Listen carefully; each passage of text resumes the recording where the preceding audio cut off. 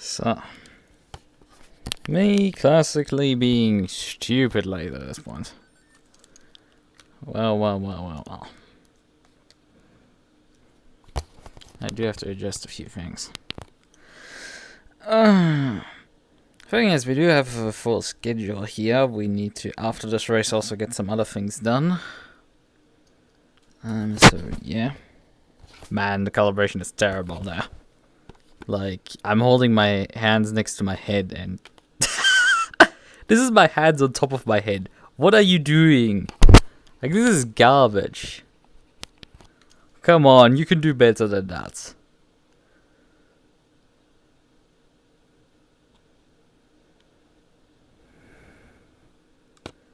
Yeah, that is much better. It's not still terrible because it's me again resting my hands on top of my head when I'm inside my head and it's my chin, but like it's closer. I don't really need hand tracking, but still. Why are you so fucking terrible? In any case, we have an ACC event to attend to. And it is probably not gonna wait particularly much longer for me. Sound and Steam, yeah. And also while we're in the ad, that I need to pull up the HUD and everything and readjust it because when we ran with the MX-5s I broke it a bit, so also my lenses are fogging up, which is fun. You know? Just fun stuff. Right. That's the wrong one. That's the right one. We need to pull this up to like here. Something like that. Multiplayer, we need to change the car. Where is it? MC4. Correct livery. Okay, server list. Oh, I didn't copy that password. X. Let me usually do that. Moscow, so do you kindly cooperate? So there it is. Pretty sure the server has launched and is not launching stuff. There, pro server, GT4 splits. Yep, password pasted. Connect. Let's see how fast our opposition is going. Frankly, according to the... How late did I... Oh, there's only 15 minutes of practice. I forgot about that part. That they only run 15 minutes worth of practice. Wait a second. Hold on, this is a 1.5 hour race. What is this? That's why we have a mandatory pit stop in the middle. That's why this race is like slightly earlier. Then we have such... These weird values suddenly add up together. I'm pretty sure we have usually half an hour of practice, but we didn't today. Because, well, there's a race to attend to.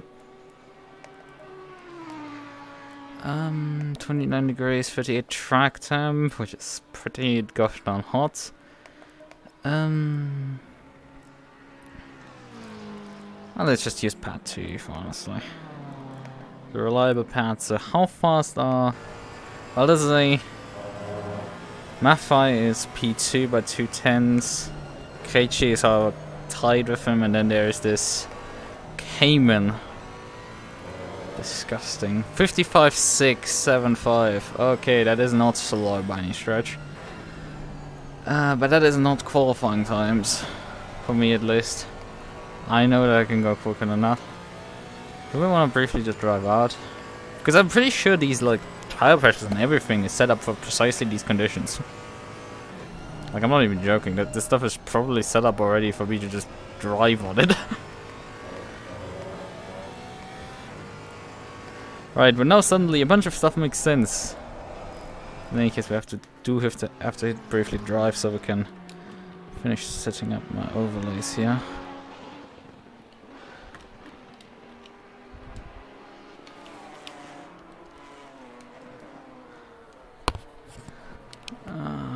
Probably pulling the chat slightly down would help. Right then. Okay. Well, let's switch the controllers off. 3! You could have avoided that one. It also gives us a bit longer time to actually... I think, if I have done the math correctly, because we're getting 1 VWP from last round, that we will go back past the threshold. So we drop due to completing the race, down below the threshold, and we will surpass it again due to this race.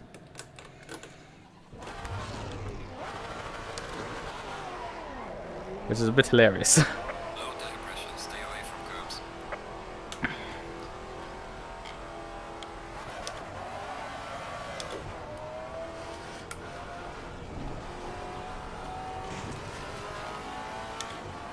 So yeah.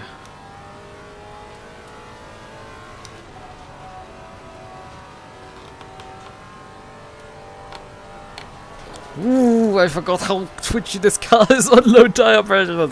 I forgot. This thing is an absolute hell ride up the hill on no tires.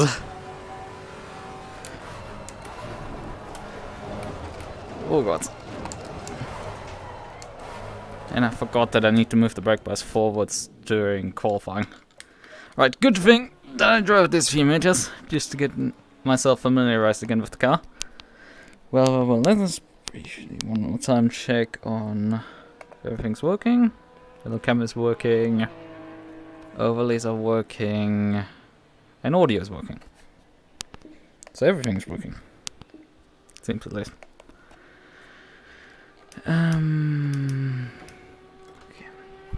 Actually, we could briefly. I'm gonna change it during the GT3 Qualy. We'll have a hot minute during GT3 Qualy. Temperatures are slightly gone down, which is probably good for us.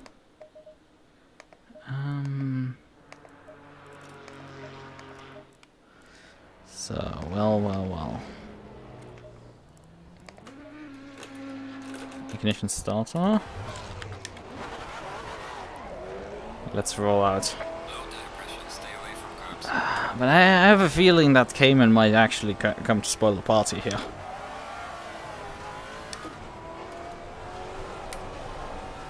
Also, we need to figure out how much fuel we need to take for the 1.5 hours. But yeah, we know our car is really, really good on this track. It's for sure clear. And I know I can do 55 lows in very similar conditions to this. I've done them. It's very similar temperatures when I drove in the 6 hours. At least if I can get to the bus stop on low pressures. I have room behind.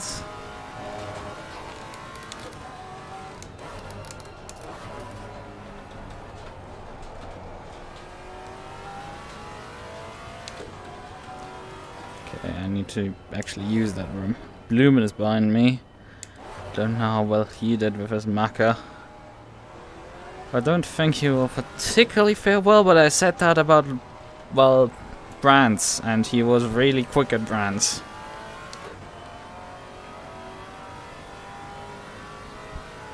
Come on, McDonald, could you please, for fuck's sake, move finally? And on, I'm gonna let Balloon close in, really. Blumen is also like letting off completely and just building gap right now.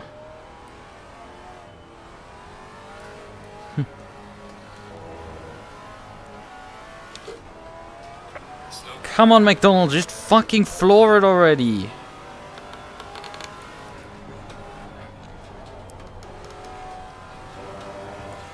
Drives absolutely terribly. I gap him and then he lets go massive ground there. For no reason. You're not that quick. And you're risking constantly running in the back of someone.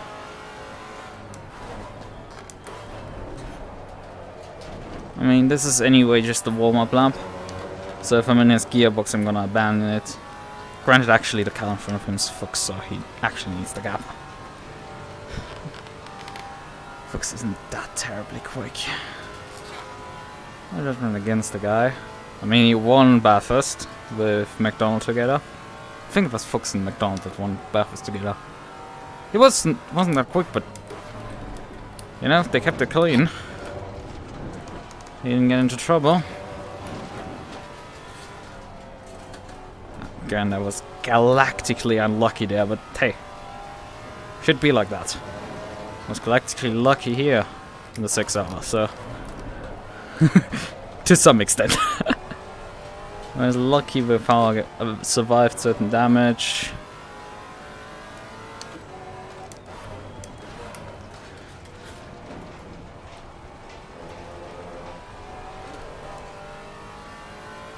So all of the good stuff. Right then.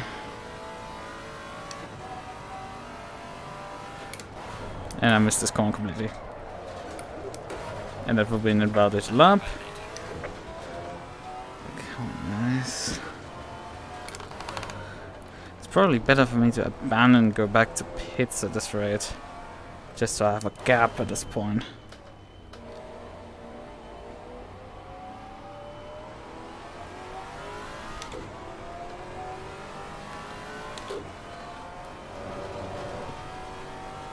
My tire pressure is looking a bit high on some tires, but I would say that is fine. I think all of this is serviceable.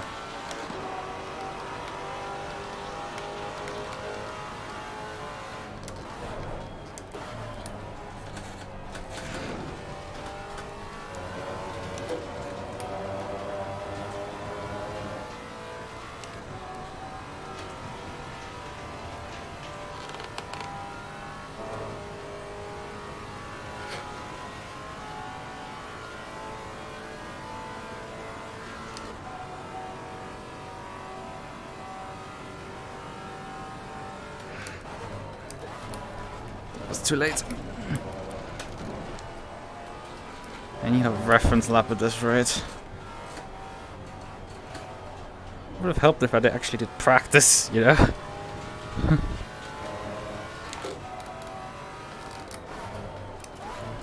Get the hang of the track again. Looks like it's particularly difficult to drive with this car. Certainly not the easiest one. But if you need to push 55 lows in qualifying to have even a shot at it, you need to serve up something special. You just woke up. My dude, what is your sleep rhythm?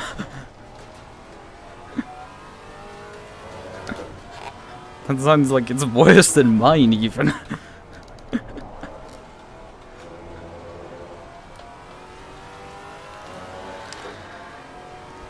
Because I'm pretty sure you fell asleep on Monday during the stream, didn't you? That's fine. I won both races.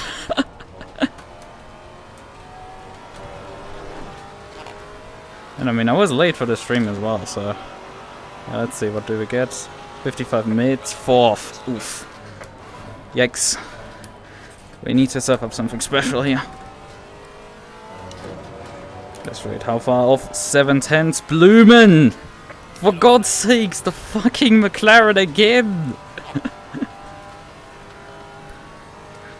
Muffy P2. The Alpines are nowhere to be found, but Blumen again!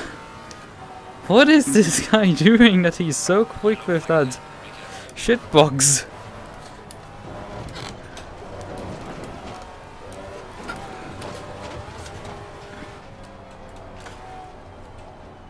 Oh, I had to pedal hard there to get it to turn. Just a bunch of time mid-corner.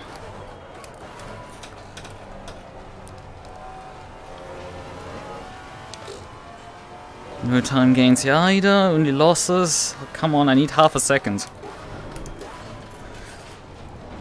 Somewhere in this line.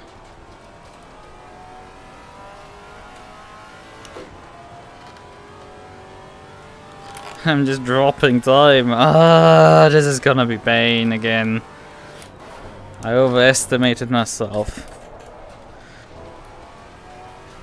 Well, here's a bit of time. I know that I can do 55 low for sure with this car. That is well known to me. Anything further is... well, we have to see.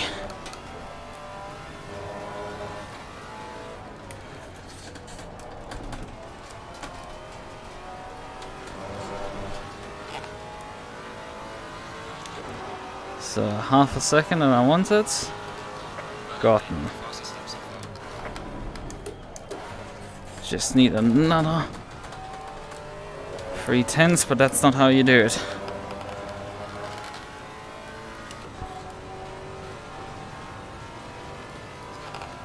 Yellow flag accepted.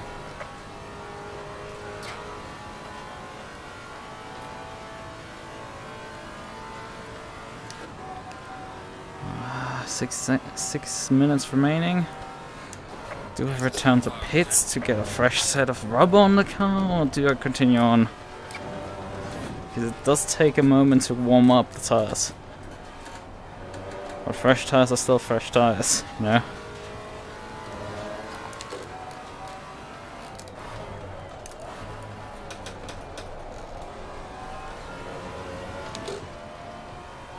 Okay, that's a bit wide. Let's abandon. Return to pits. Put a fresh set on.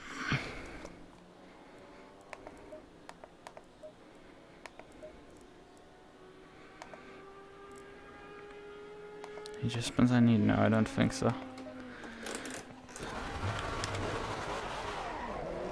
Just a fresh set of rubber. Stay away from curbs.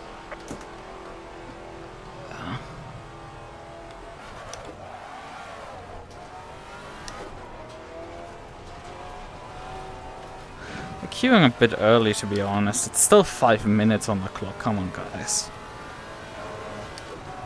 Yeah, it's a bit just excessive, you could say. But yeah, I need to find 3/10. Coveted pole position.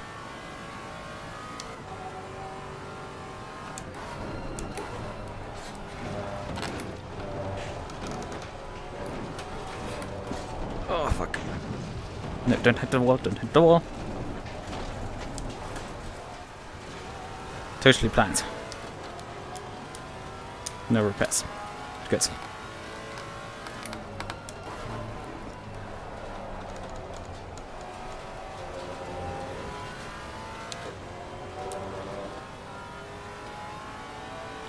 Oh man, Blumen moved the goalpost further down the road. Fucking hell.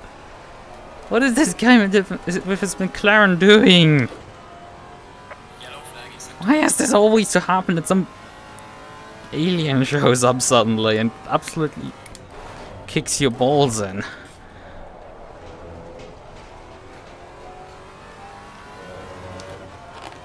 It's not particularly fun, you know.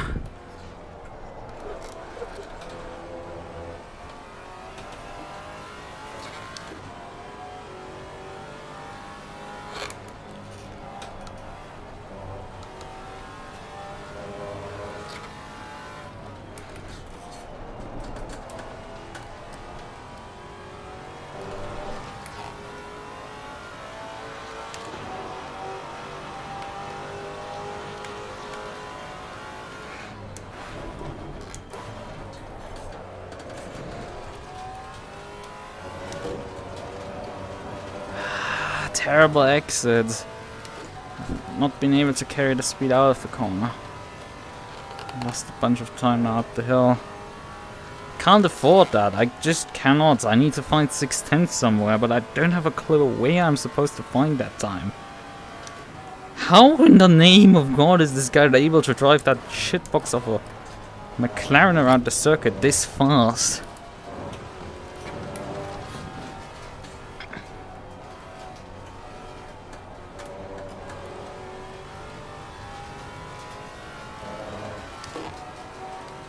Absolutely no gains anywhere.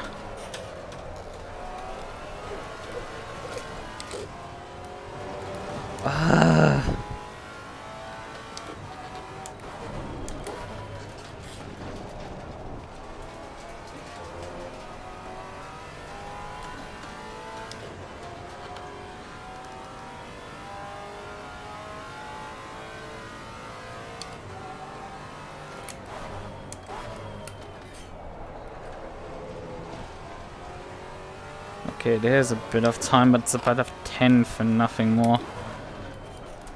It's all dependent on the correct line for there.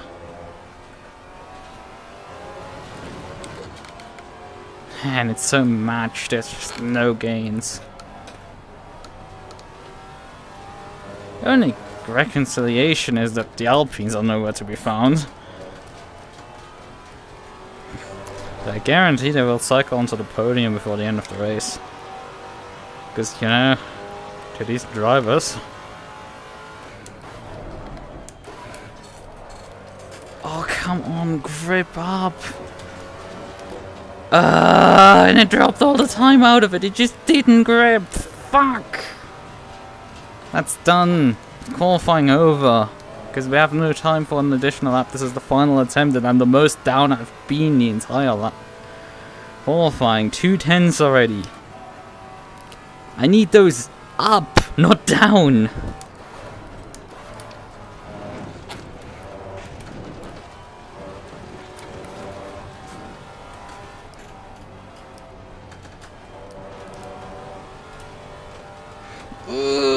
Goodness dear.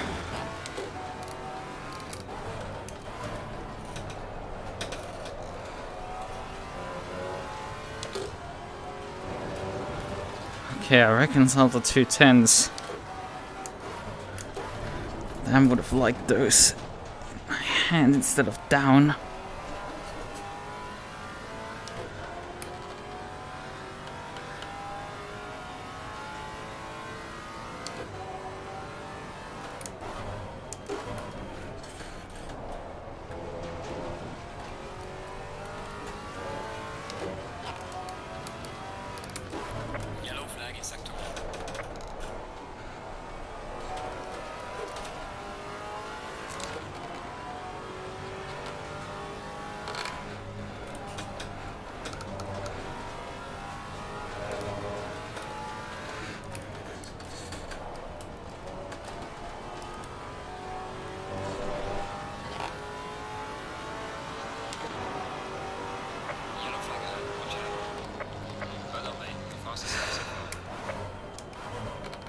You know?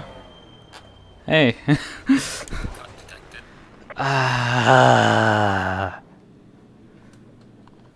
Pain picker. We're second, but at what cost? And holy shit, Krejci actually caught up to us. He's only 4 cents down. As always, these Alpines just find the timing and it's not terrible. But against a fucking McLaren. It's like, why is that thing so bloody fast?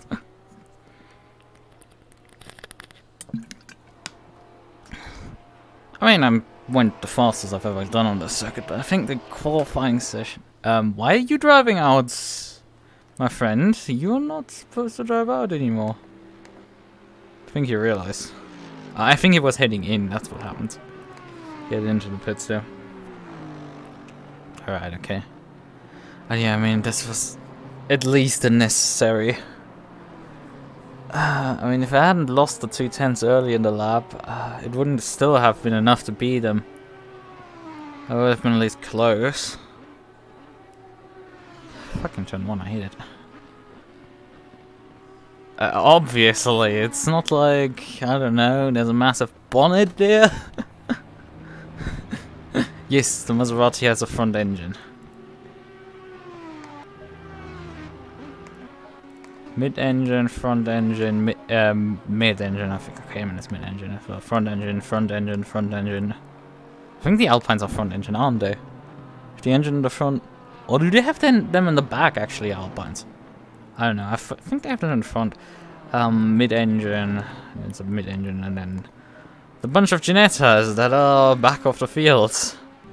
Because the Ginetta is either mediocre or terrible. But yeah, I mean, I can't complain. Look, I shouldn't complain about being P2, but I think I have a penalty for this race again. Although the advantage is, once that penalty is gone, I'm not at risk of getting another 15 seconds immediately. Right. I had been knocked very hard due to I got 2 penalty points in the first race due to the rules being a bit interesting on on control loss, where if you go sideways, apparently you need to stop. It's not that enough that you regain control of the car, you need to actually just stop and wait for everything to pass around you.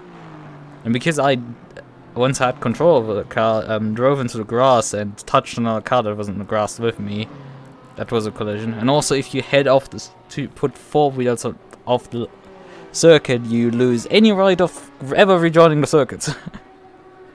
And they can just like torpedo you off the road and nothing cares. It's always your fault at that point. So the combination of those two meant that 2 from the first, 5 from the second one, well, the Audi drove into my door, and that was 7 points, and I think the thresholds are 4 and so it's like 3 and 5, I think, for penalties.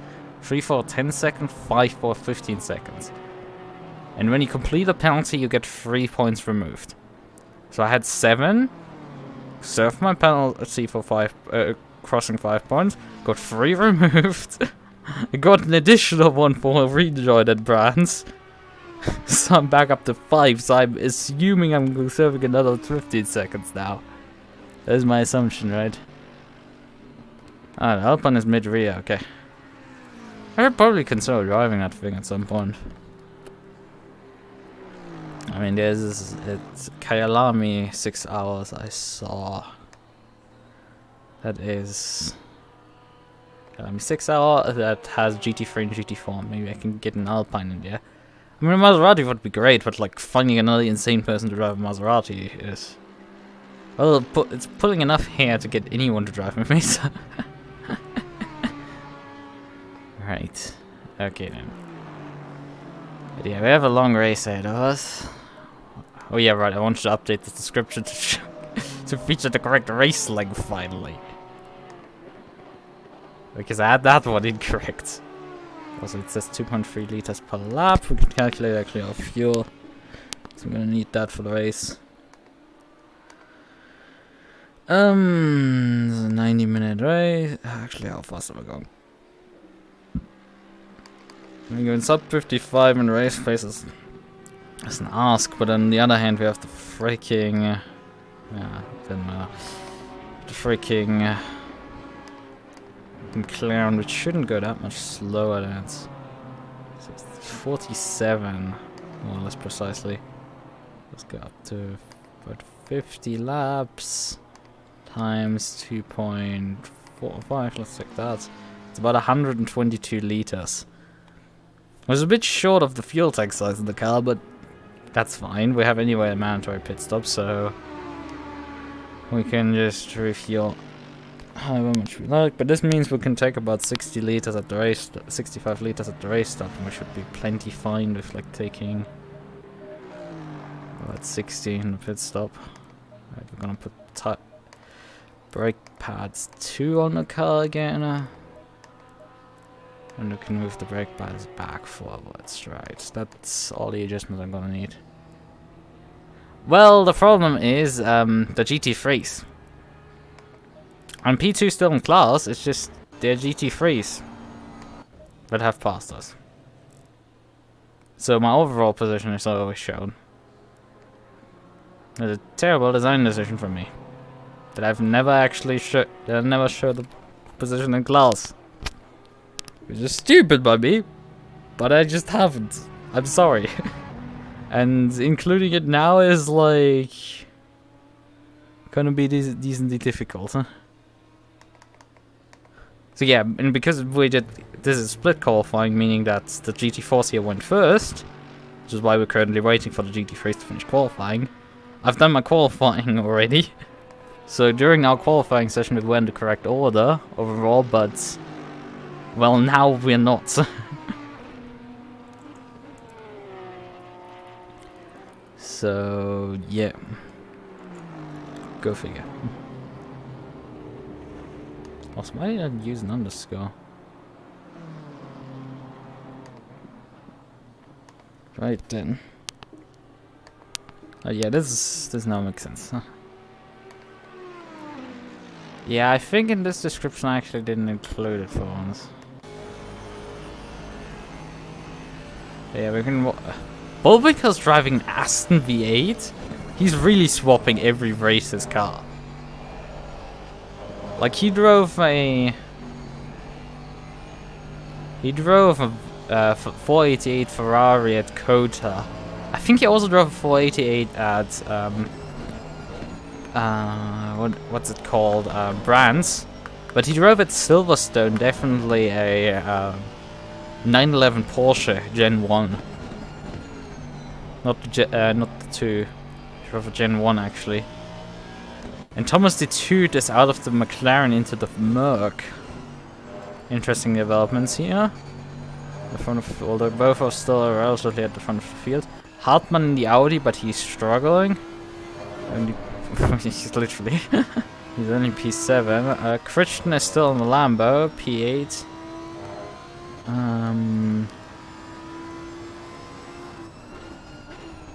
Hey, there's Käufer. Not like I don't know that name. It's not like I've raced against the guy in the Aris race on Friday last week, I think it was. I challenged him around Spa. And I just consider this guy is 1.1 seconds off the pace, Käufer. 17th. He's a second off. And the thing is, the pole sitter is 3/10 up on P2. Well, currently at least. So, the entire P2 to P21 are within a second. This is not a short track. What the fuck is happening here?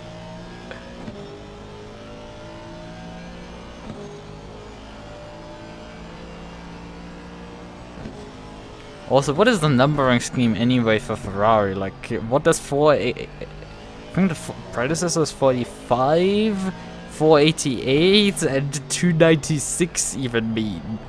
Like, what do these numbers mean? The numbers, Mason, what do they mean? But yeah, I mean, sure, it will be... I mean, it's teased that we're gonna get a GT2 DLC. I mean, people expected that with the GT Challenger, but it seems we might actually get it. Or how much usage that will find is another question. On the other hand, obviously the new Porsche and the new Ferrari, I think are they both gonna come out 2023? The real versions, obviously. I think they're gonna both start racing 2023. So really, yeah, 458 and 488 and 296. Okay, I knew it was somewhere there was a 5 in the 48, but like I misremembered where the 5 was. Right then, fastest time is also a 44.1. Yeah, that's not slow for sure. Considering I think as fast as I can go. Getting into the top 20 in GT3 would have been a challenge. I'm gonna be real, like, I would have struggled to get into the top 20 in GT3. But 44.1 is not that quick either. It's not that quick. I've seen way quicker for some of the endurers in qualifying. That means that 45 barrier is about P12, and the 46 barrier is then about P25 or so. So yeah, that's fun, huh?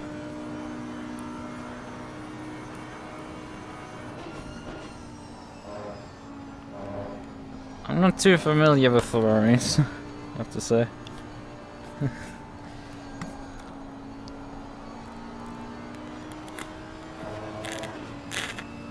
Funnily enough, people are swearing that the Porsche is really good on this circuit. Yet there's only one Porsche in P10 within the top 10. The rest of the Porsche are outside of the top 10. With The rider is P10, Krebs P13, Chamberlain P18, Keufel P19. I mean, it's only 4 for Porsche, but still. And also the Audis are struggling here. I mean, Hartmann usually is, and Herzog both are like in the top 5 usually, and they're barely in the top 10 right now. Although, again, the qualifying is stupidly tied up here. There's 3 tenths separating P2 to P10. That's nothing. Like, I'm 3 tenths off pole sitter in GT4, and I believe that, like, I can go his race pace. Hopefully. Hopefully. The thing is that quite a few of these, I would say some of these drivers are not terrible, like Krebs and Ryder. They should probably be faster up if the car is really good. The car is good on this track, and they are Porsche regulars. Although I find it definitely noticeable that I think a few people who drive have swapped cars for this specific round. Maybe it is the fact that this is a longer race and people are... Jesus Christ. I'm just noticing it like P2, 3, 4, 5. Within the same 10th of a second. Also, we have 2 M4s in the front. There's only front engine cars in the front there. For the first non-front engine, you have to go to P7. And then it goes down to P11 with non-front engine cars. So yeah. Right then.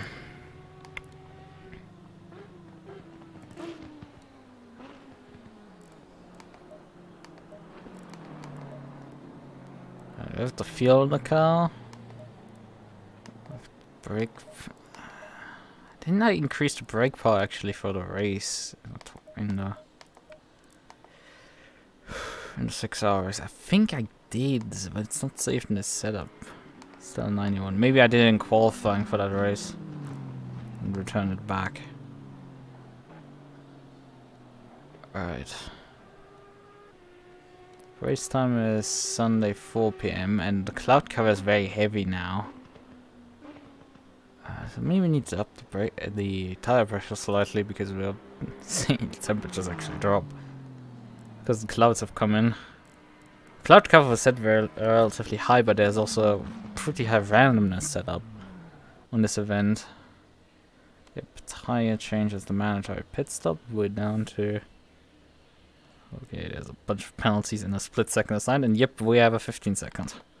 As I predicted. But they now apparently have a script for assigned penalties because it took like a freaking split second to design them. Unironically. Right. So we do have to work against a 15-second penalty that we're gonna serve on the pit stop. Which really isn't making this particularly great. Yeah. Which means we will not be fighting for this race win at all. It's like... I just need to run as fast as I can to drop as least positions during the pit stop as possible. And then drive as many positions back up as I can. But Blumen is most likely gonna escape at that point. There's basically nothing I can do against Blumen.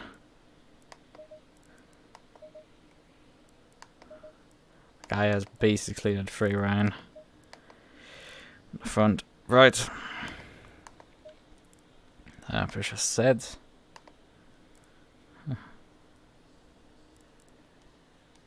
I've mentioned that earlier with the penalty points, because they do penalty points for incidents, and I'd gotten in the first race 2 penalty points for an incident. I've gotten 5 in the second one due to the collision on lap 1 with the Audi.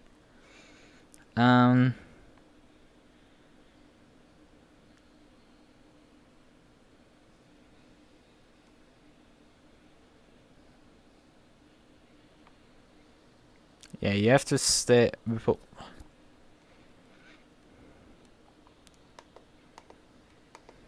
Let's hope these guys are not completely anal about the pit entry.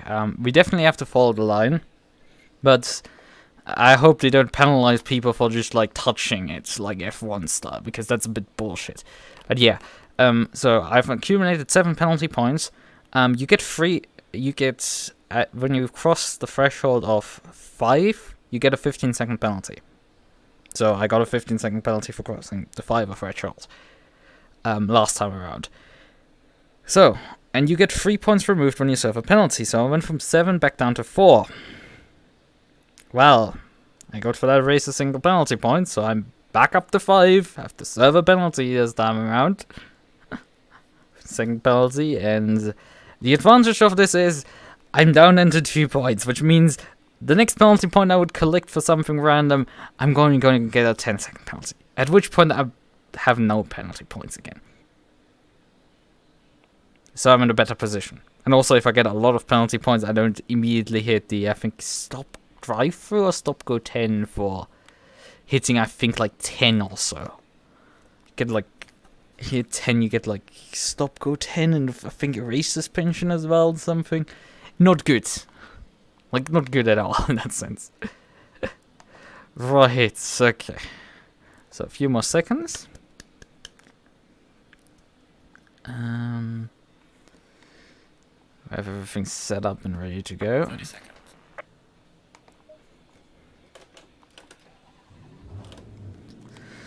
But yeah, it will be definitely again an uphill battle, but I hope, because I really like the circuit, at least with the Maserati. I mean, the Porsche, it was also fun to drive. That's... yeah, we're gonna get... but I'm gonna get a decent result. But there is definitely a challenge here, and that is... just getting through turn 1. We should start one step at a time, and it will be just survive fucking turn 1, because there's 28 GT3s in front of us, and I'm pretty sure these guys are not keep it as clean as the Racing Pal guys did, because those guys kept completely clean. I think there was, yes, I think there was like a collision on lap 1. I think there was like a car or 2 dead, but that was actually later in the lap incidents.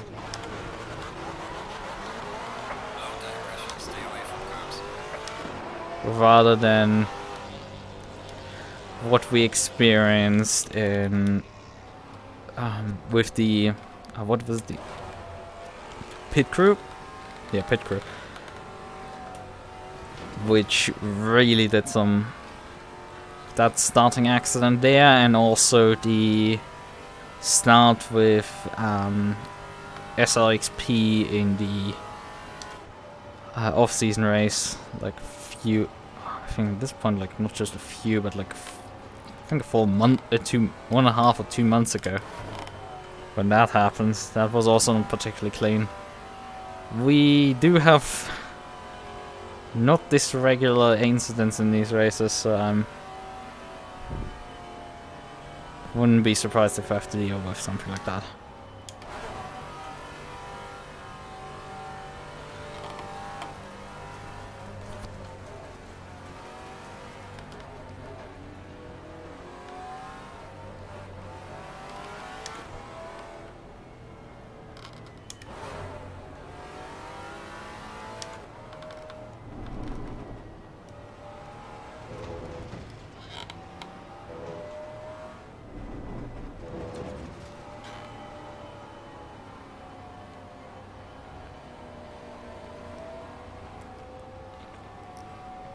But yeah, it will be... we have to approach this step by step and solve our problems. I mean, a chance for a championship is anyway basically gone. The Alpines have been too strong. We've been too... I've made too many mistakes. Got caught up with too much stuff, and also the car has not been as strong as I expected on certain circuits.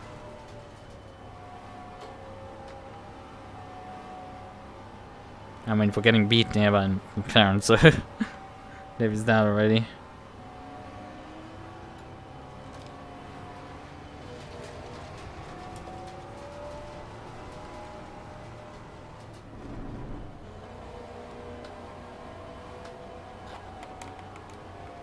It's not prepping for the start, most likely.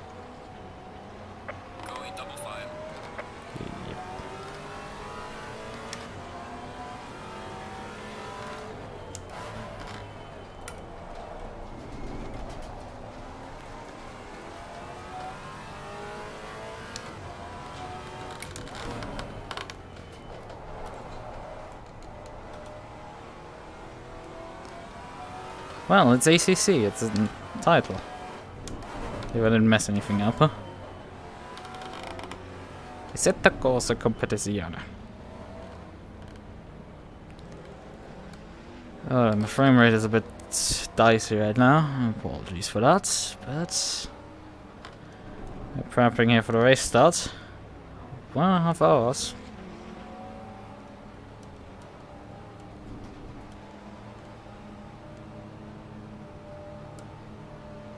Green light. Go, go, go.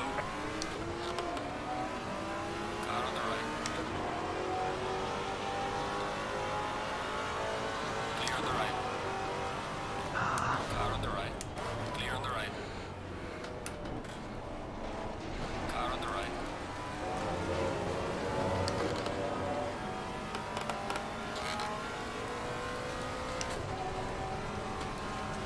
But so far they've stayed clean, the GT3s. And we were able to send the McLaren the long way around, which meant that he had to slow down. Yellow flag. Ah, but we have a yellow flag in front. There's dead cars now. Let's take a bit of caution, but not enough to let by. I have to gap him a bit, because the McLaren is really strong on straights, but high-speed corners really do not suit it at all. Oh god, there's congestion ahead. They stay clean for like about half for the first corner, which is at least something. And now we're running into a bloody traffic jam. Come on guys, move! Although this is actually kind of working because Mafa is making a move here. Although he wasn't able to deliver the move fully. Car on the left. Clear on the left. Come on my teammates, let's do this. Unfortunately he's on the outside line now. Hard to make work.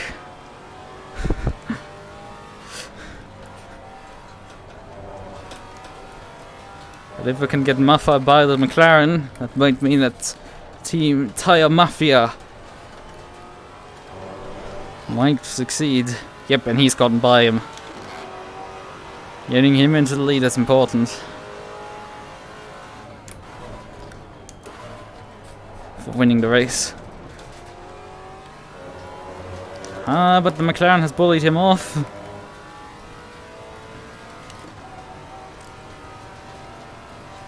A very decisive battle behind, but the more the P2 cars behind me battle, the more it is better for me because I can just say hasta la vista and just say goodbye. Reduce the number of positions I need to drop in the pit stop. Slow car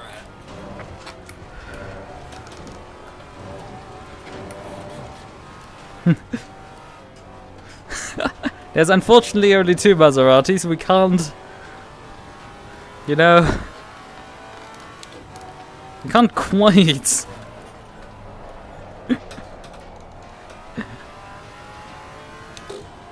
eliminate everyone else, but well, this works well enough.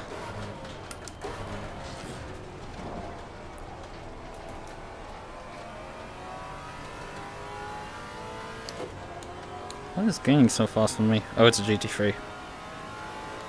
And Mafa is actually up to P2.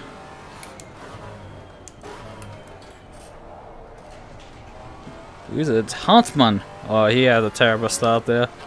Like from a very mediocre qualifying to an absolutely awful start there for him. Let's see, are you gonna have the balls to pass me here? Yeah, looks good so far. Clear on the left. Come on, mate! Balls! I nearly had to check up for you there because you didn't have the balls to send it. You had an easy time there. But Krejci is actually up to P3 as well. Oh, and then I missed turn 1. Fuck. Funnily enough, I still didn't go actually that much slower. Despite messing the corner up wholeheartedly and dropping like 4 tenths to Mafa behind. No, really, this was a really terrible turn one. Let's see, male brake bites backwards maybe? No other car finishes.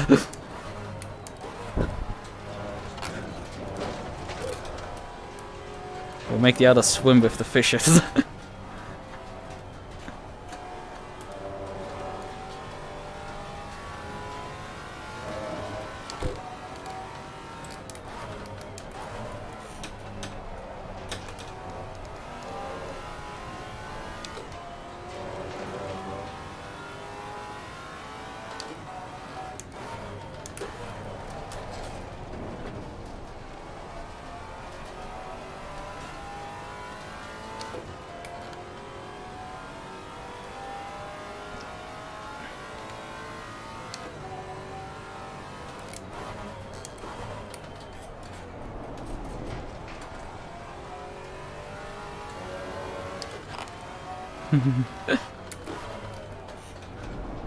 Oh, we also have to survive the GT3s.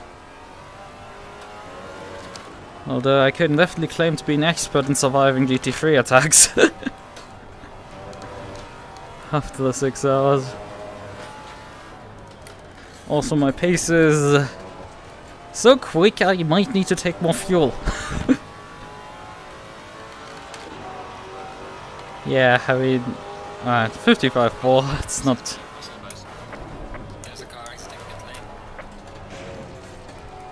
lane. It's very much unnecessary interfered one still. We are pulling away behind. So that is important. Fill the gap. Get the fuck away from them.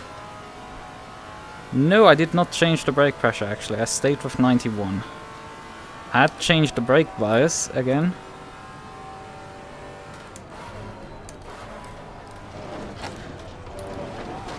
From qualifying trim back to race trim, and I have changed the brake pads from qualifying to race. I've gone back to brake pad 2 from brake pad 1.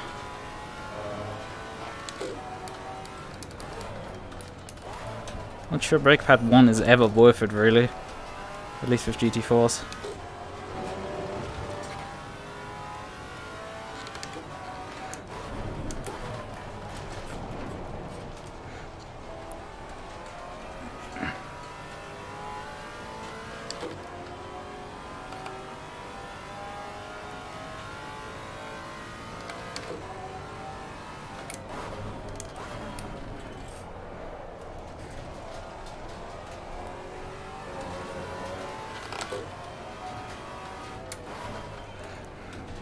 But yeah, this start seems to have worked perfectly for us. Although Blumen is actually coming back up the order. I think we won't be done with fighting Blumen until the end. Yeah, drop down the order most likely with racing it. Ooh. I would never ever consider that.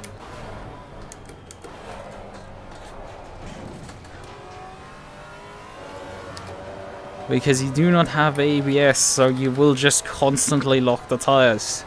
There is no way around it. Granted, in RF2, from my experience, you can, with cars without ABS, get away with running 100% brake bias. Brake power. Close to it.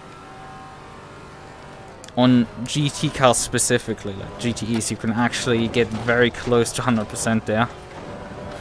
And not have them lock completely up.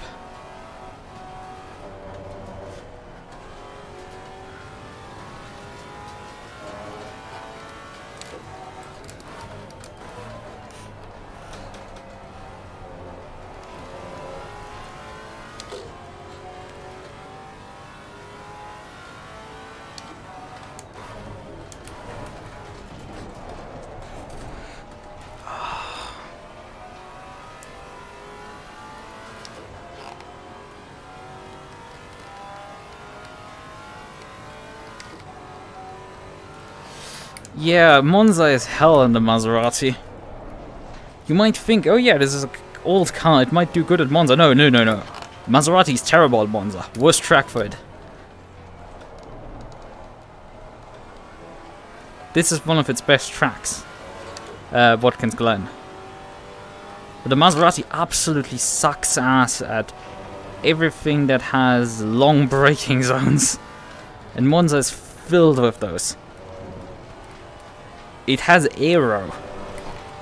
For some reason. It's a heavy car that corners well, so it must have a lot of aero actually to support it.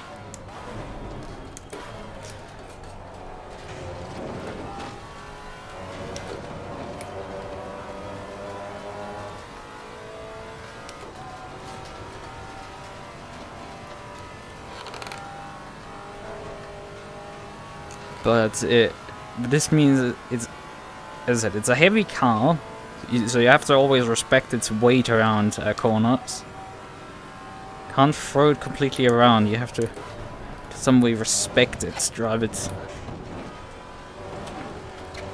to some extent like a NASCAR on a road course.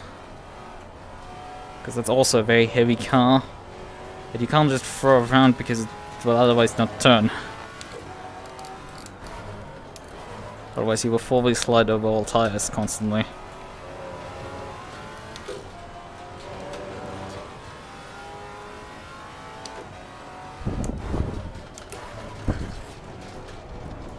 Yeah, the Maserati in general is,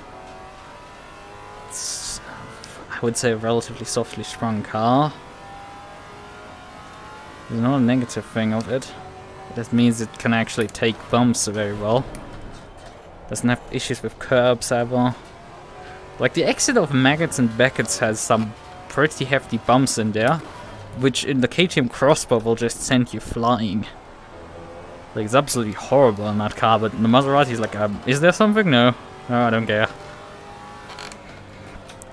And it's not like you lose road detail or anything, it's just the car takes care of the problem. Like, you can still feel them, it's just you don't have to worry about them. So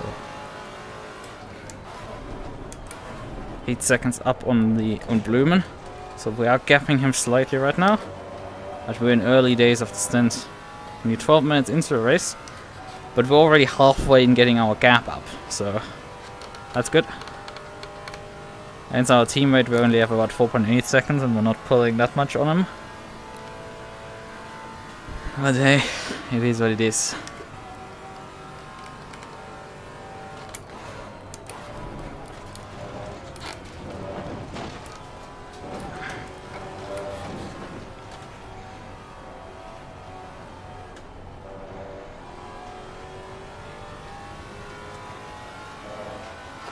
The thing is, we're definitely starting to drop pace because my turn 1 is really awful on my fastest lap, but I just cannot improve the lap time in general because the car's dropping pace in the middle sectors. And I think what the setup specifically does is on long runs start graining the tires. A bit scary. That is what it is.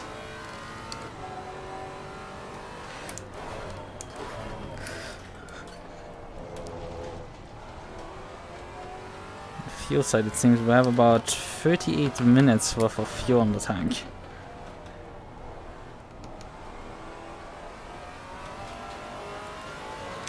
Which, yeah, does actually get us to... I thought for a second that doesn't get us to like the halfway point of the race, but yes, it very much does. And a bit past it. So that's good. That means we have already 1/3 of the first stint done. I'm still waiting a bit for... I think the GT3s are gonna hit in about 6 minutes or so. Took them about 20 minutes or so for the first GT3s and 6 hours to hit the lap. That's about every 20-25 minutes. Granted, that rate will very much slow down because there's a lot of GT4s out there in comparison to the 6 hour. There are about as many GT3s. Damn, still.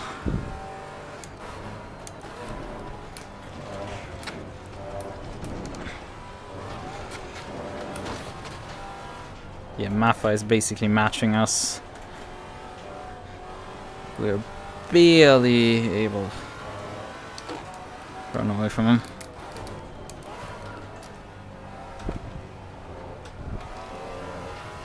Need to push probably a bit more.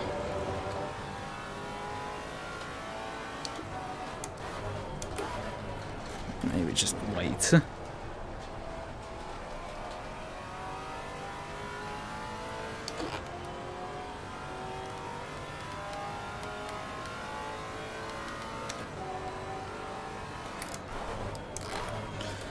He may not fare as well in the long run on his tires as I do. He's struggling oftentimes with lockups, flat spotted tires from lockups, which I mean, this track doesn't produce as much. This track is just really good. It's nice cornering. I don't know to which corner you're ironically referring to, but I will take that as a compliment, I guess. We're definitely not driving slowly, that's for sure. Actually, I just talked about Maffei keeping up with me, and he's dropped a bit of time to me, so.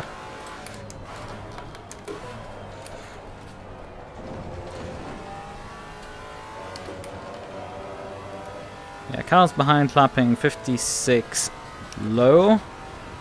My last time around was 55 mid. So yeah, that was a bit faster. P4 is now 10 seconds behind, which is excellent due to my 15-second penalty that I need to serve in the midpoint of the race.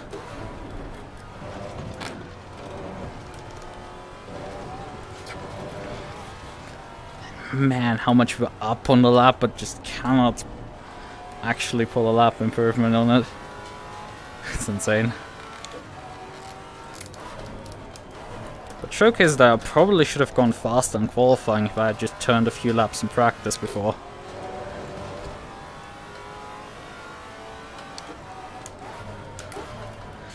So the real person who bamboozled everyone was me all along.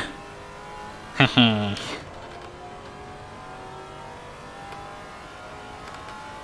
Just me, Dio.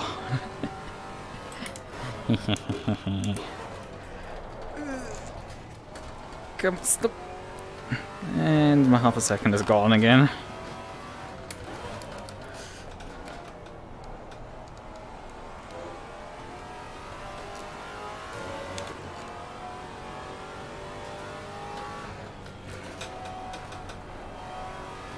This pace right now is working well enough to keep us in front of my main competition.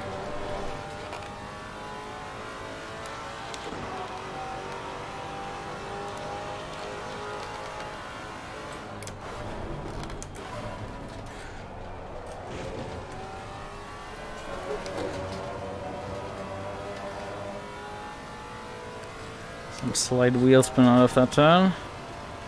It's A-okay. And the GT3s are starting to arrive. They're about 12, 13 seconds behind us. So we might see some GT3s at the end of the next lap.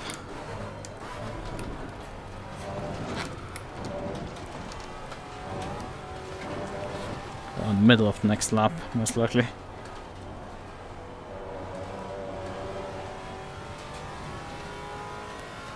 This may or may not help us build our gap out.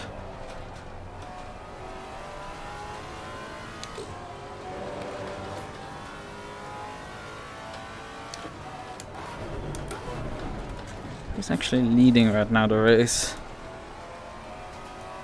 I mean, it's displayed on my stream, but I don't see it actually, and it's Walker! That's a bit of a surprise.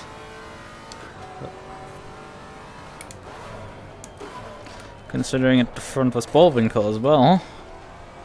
Must have dropped some heaps of time. Not at the best of start apparently, but Bullwinkle usually seems to drop a few positions at the start and then drive back up.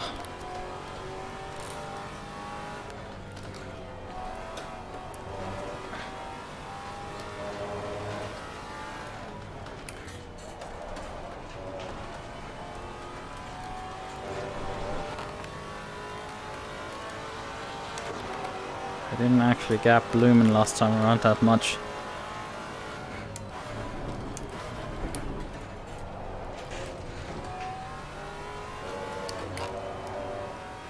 Right. Walker is 3 seconds behind us, which means he will catch us heading into the boot most likely.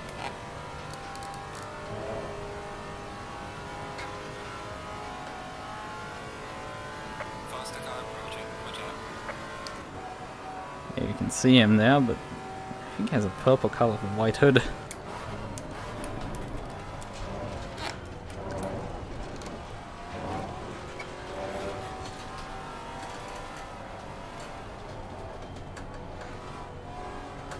Car on the right. Am I precise with my prediction or am I not? Heading into the boots. Based on the fact that we was 3 seconds back, well, that turned out to be more right than wrong. We have more company behind. Another few GT3 coming up. With a BMW and a Audi. Wait a second, Herzog? Wasn't he the guy who passed me on, like, lap 2 for position? How the hell has he cycled up to P3 in 20 minutes? Or are there 2 Herzogs and I'm still... Oh yeah, wait, that's Herzog, not Hartmann. Hartmann passed me with his Audi on lap 2. After having a bad... Faster car coming up behind. Watch out.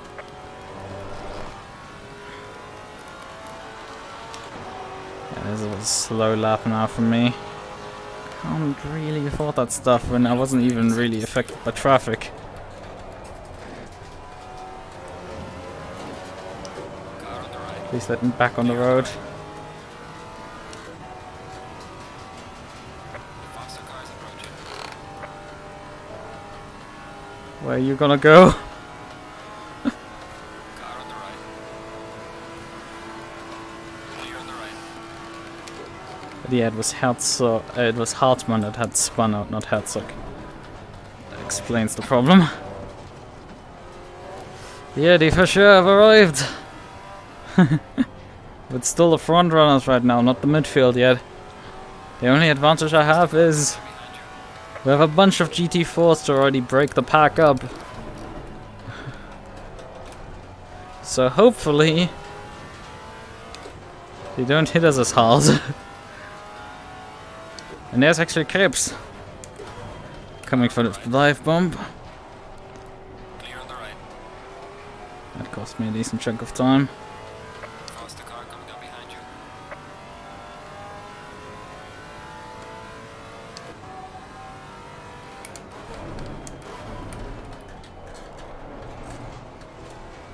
Don't hit me, otherwise I will strangle you to death. Car on the right. Clear on the right. I've dealt with enough GT3 BS that Faster car behind you. GT3's attempting to drive through me is not gonna be particularly tolerated. Okay, please send it, please send it. Clear on the left. He sent it, but I was an idiot and missed my apex. That's in chat for that. Didn't pay too much attention to the livery on the Porsche. Unfortunately.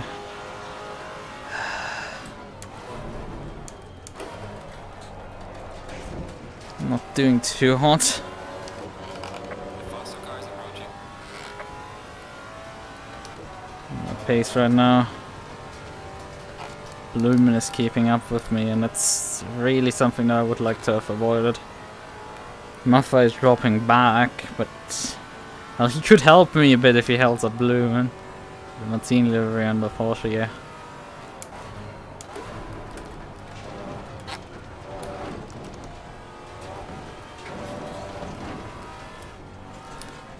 Nope, nope, nope, nope, not gonna fucking let you send it up my inside like that. Clear on the right. It's a terrible idea, I can tell you that. So I was like, no. Even Even though I do owe that guy a favor. But yeah, not like that. Faster car approaching. Watch out.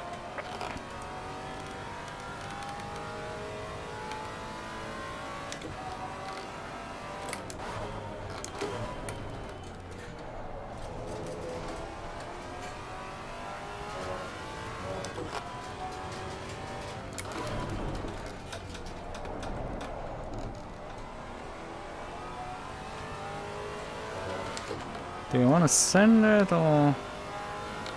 Car on the left. Clear on the left. Not surprised. Faster cars approaching. Watch out.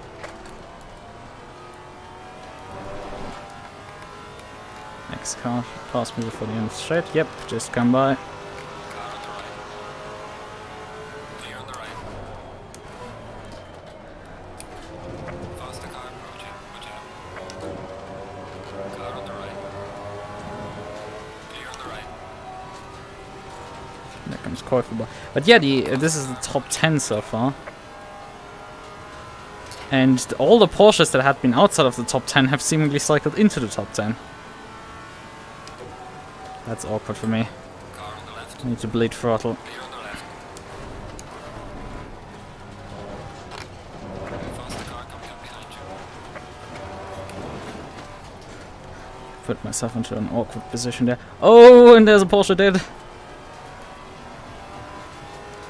Please pay attention, for fuck's sakes. Clear on the left.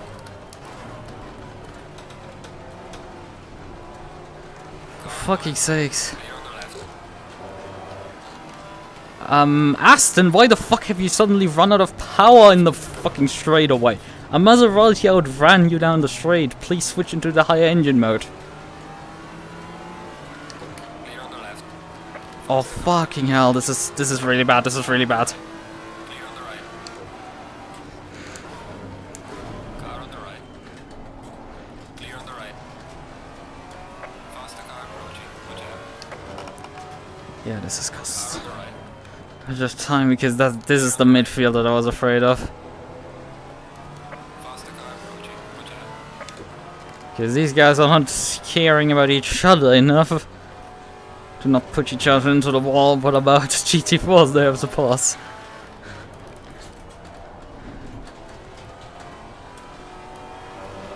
What do we have now? Müller. Car on the right.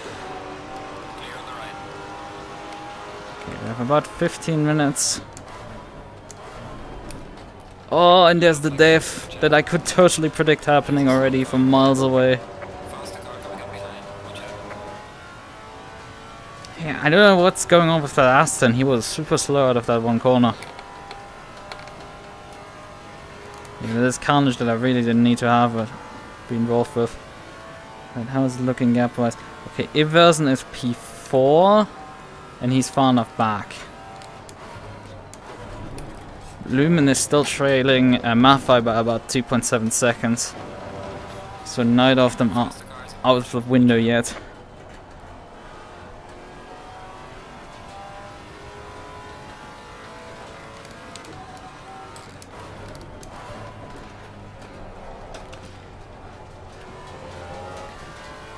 He would have been quite a bit slower with the pit limits on. But he might have flicked his car into low engine mode. In safety car mixture, that could be roughly that pace. Clear on the right. Car on the right. Clear on the right. And there's Hartmann, by the way. Behind you. Having crawled up to P17, which is a bit more realistic suddenly.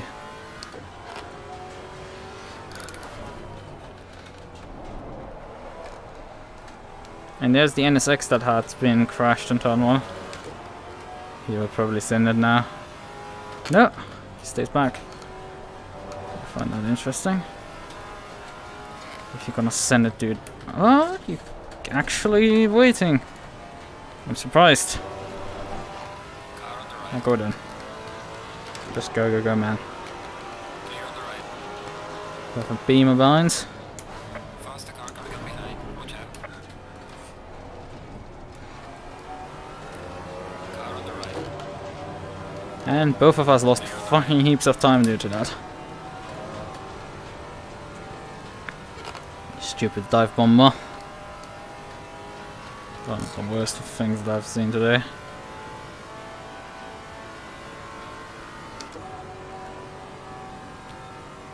Yeah, 22 minutes technically of fuel on the board. But at some point I need to pit anyway.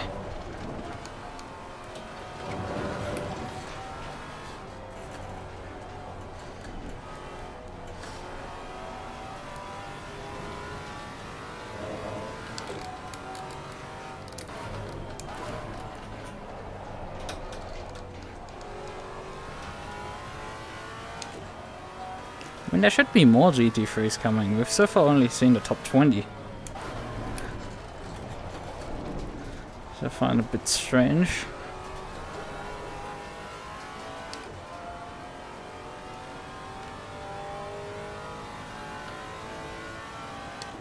Faster car coming up behind. Watch it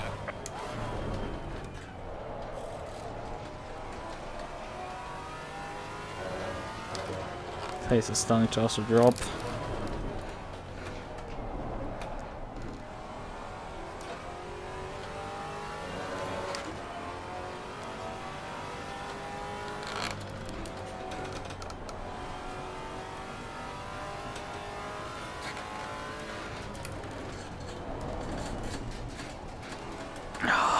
Messed up this corner badly. Car on the right. So there come these two by. Car on the right. Clear on the right. It seems for the moment that we will have clear behind. So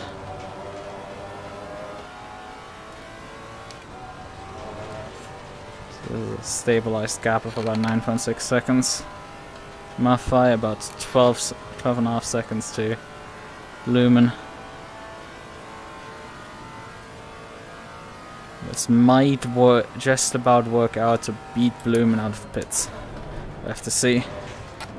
Yellow flag is charging front. Just when I say we might have clear air, there's a fucking 86 in the middle of the road. Faster car behind you.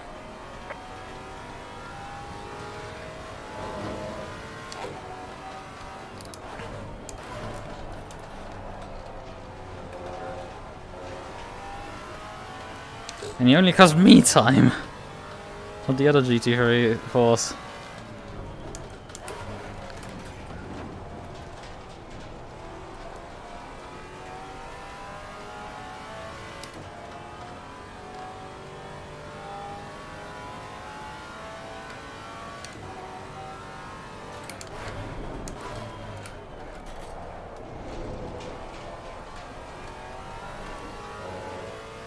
I mean, I knew there was a yellow flag. I just for some reason looked for a brief moment away to something, and then like looked back, and it was like, wait a second, there's an 86 in front of me.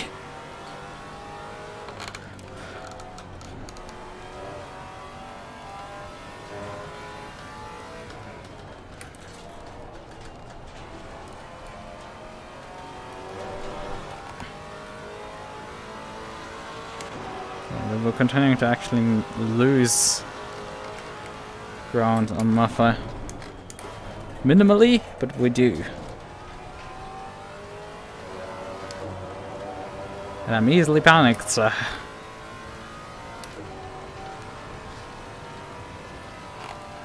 Probably won't be able to gap Maffei sufficiently, but I think Blumen is possible. He's not far outside of the 15-second window. But the pit stop has to be imperfect.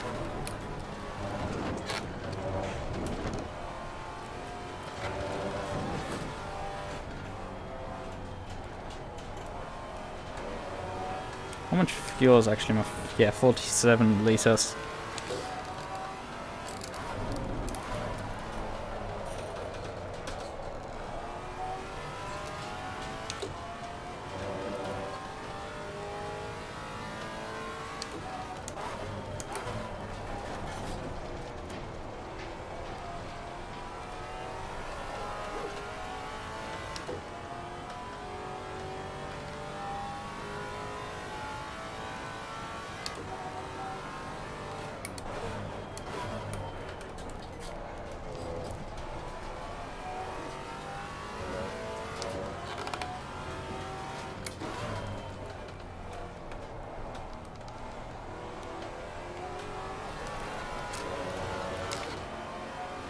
A bit sideways there, to say the least.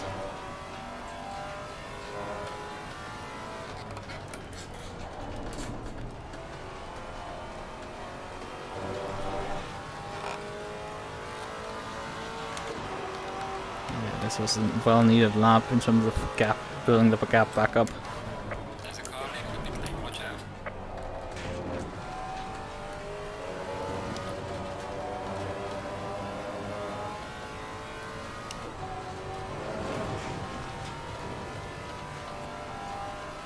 That's a good turn one again.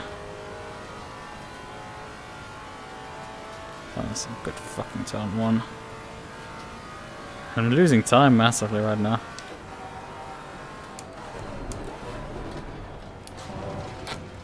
Oh, it's a GT3 that hasn't... I'm fighting a GT3, that's why I'm losing ground. Because I'm looking at my gap on my overlay and it's just like, well... It's going down, down, down, and I'm just like, what? How? I'm having good pace, and it's just like, oh yeah, there's a GT3. Well, that explains it. He has pitted already, so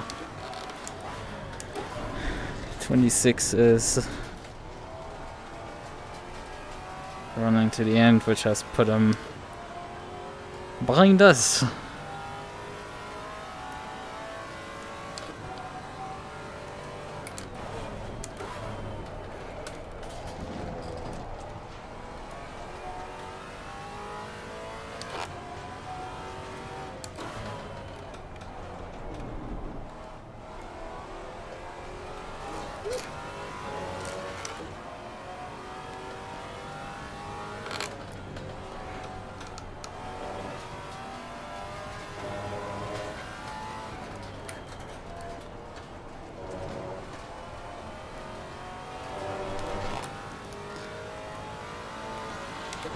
I don't want the pit stop prepped already, just in case I need to hit the pit lane fast.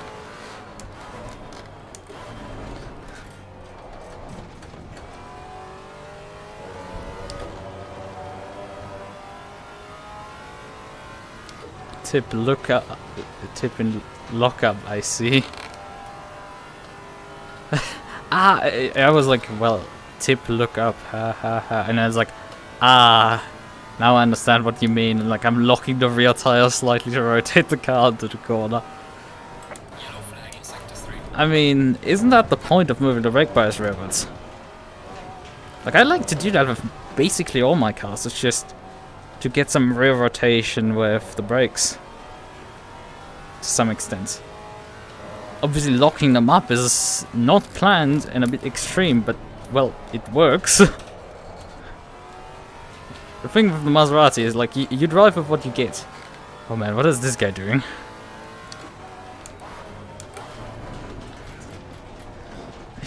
Have you missed that the amp split sign up is in another server? It's like...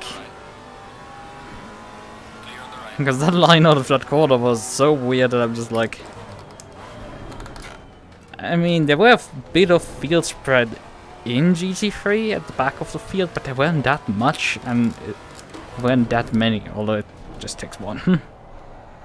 I didn't pay attention to who it was in the back. It was like, I think 4 seconds of pole, but like 4 seconds of pole of that pole time is not terrible. I think maybe it's this guy. I mean, you can invalidate your lap and stuff. Your qualifying can just not go your way, and then you have to do a terrible time or something. Completely understandable, things can happen.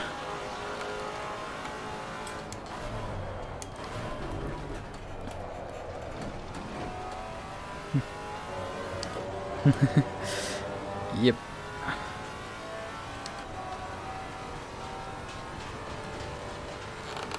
I think there's some of the GT4s are pitting right now. Volumen is still out. And he is actually...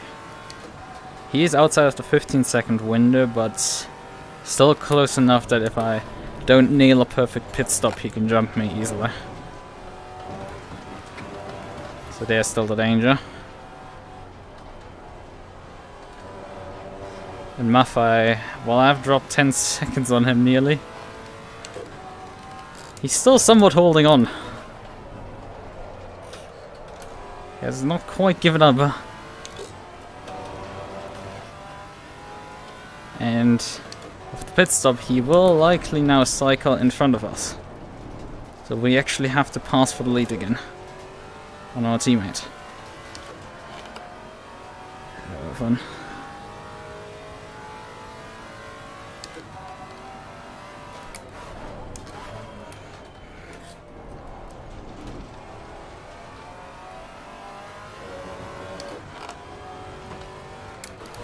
Yeah, we have to monitor if one of these guys decides to try an undercut here.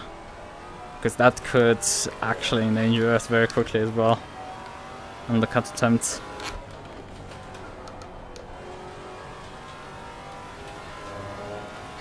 I mean, I would prefer probably to drive a bit longer on this set. But I know these tires can last 75 minutes, so it's not like I'm too concerned for them to last 45.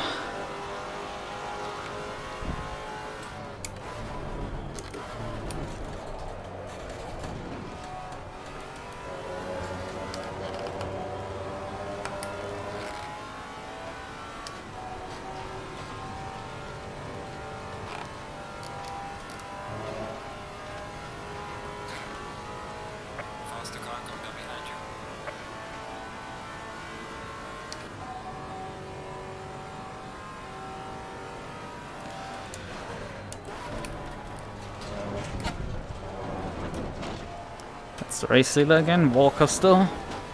Walking away with it. Sorry for the pun. And he will go for the same pass as the last time.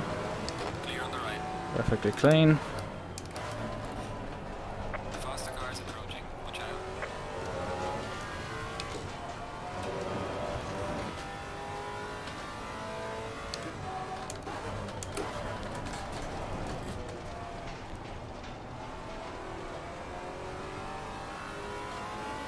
Car on the right. Clear on the right. Has Christian already pitted? Yeah. He's P16, a lap down to the race leader. But he has a pit stop already done.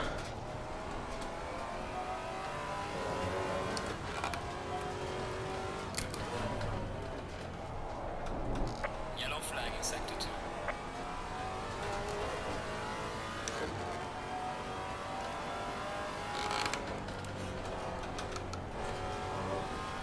I mean, it would be perhaps a strategic call before the main traffic hits us to come into the pits. But they also can do that.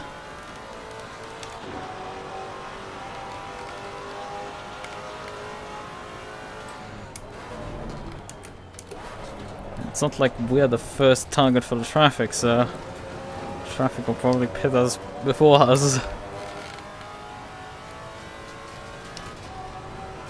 Botched. Turn one there. Have to continue keeping track on our opponents. Glen's still behind. They seem to be dropping a lot of time right now. Both of them. Both of them not running well. Both still staying out.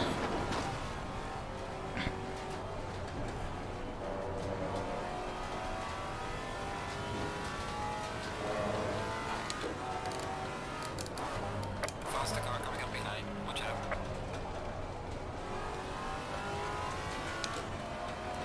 I haven't pitted this car in a bit, so I'm saying that I pitted it a bit over a week ago. I done a bunch of pit stops of it, so I don't know where the mark was again for it. I have to guess. Clear on the right. Faster car coming up behind you.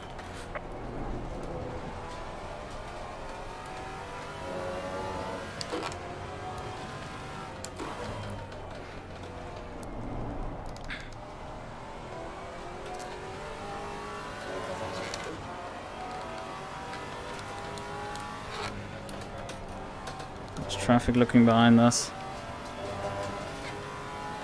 Car on the right. Clear on the right. He's coming in. The other guy's also coming in. Leaving the 2 out. The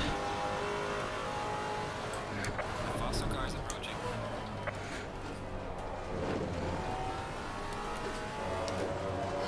Come on, pass me on the inside. Car on the right. Clear on the right. We are at the halfway mark. Still a long way to go. 3 laps worth of fuel in the car. And you wanna... Yeah, Maffa has pitted. Maffa has hit the pit lane. Blumen is over 21 seconds behind me.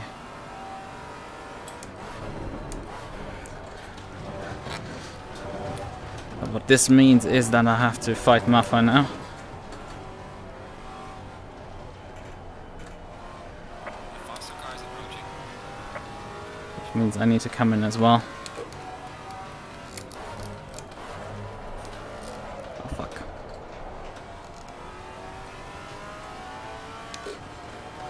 Not good. Car on the right. Clear on the right. Because there's such a fresh tire advantage that... Faster car is approaching. Granted, he will jump me anyway, so it's not like I'm preventing him from jumping me. I have to pass him anyway. So probably going a lap or 2 longer than that. It's actually helping me. Nah, I'm gonna sit on all tires in this case. Car on the right. Clear on the right. And I got caught up with traffic pretty badly this lap.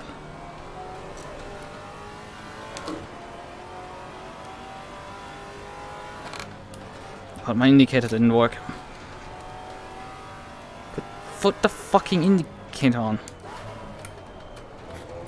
Didn't want to flip the indicator on for some reason.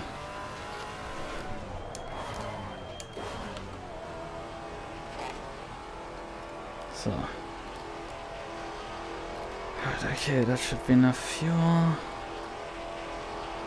Pressure's going to cook maybe. Maybe not. There's no pit box. Ah, there. There are the guys.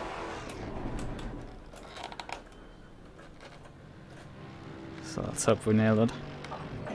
Yep, we nailed it. Ignition on.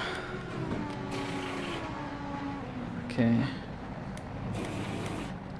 Well, we have 45 minutes of 45 seconds of standing time, obviously, with the penalty.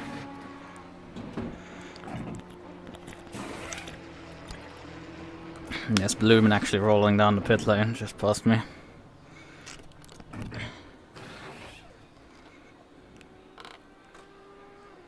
Right, 15 seconds now. So Beamer rolling in front. There is Krejci coming in. Yep, only 1 pit stop. It's a Mandatory stop is down here. Let's go. so Stay clear of the curbs. past these 2.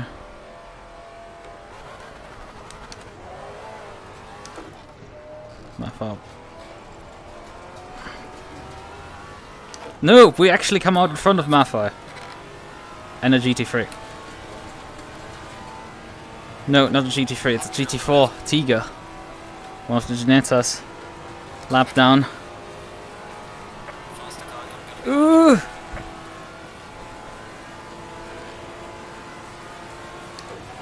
Car on the left.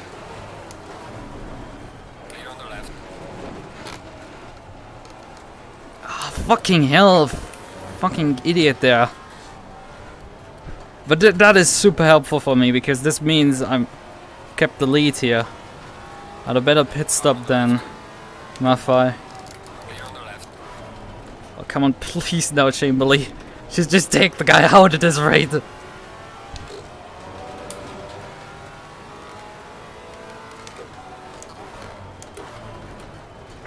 car is approaching. Watch out. Car on the right. Clear on the right. I'm not sure I can move. Fuck's sakes, just give me the room at this point, okay? Clear on the right. Fuck off! This guy's fighting for the blue flag. It's very clear that he's ignoring blue flag rules at this rate. He's taking defensive lines and everything. You can't do this shit, mate. Get out of the way. This is the battle for the lead in GT4. And you very much know it.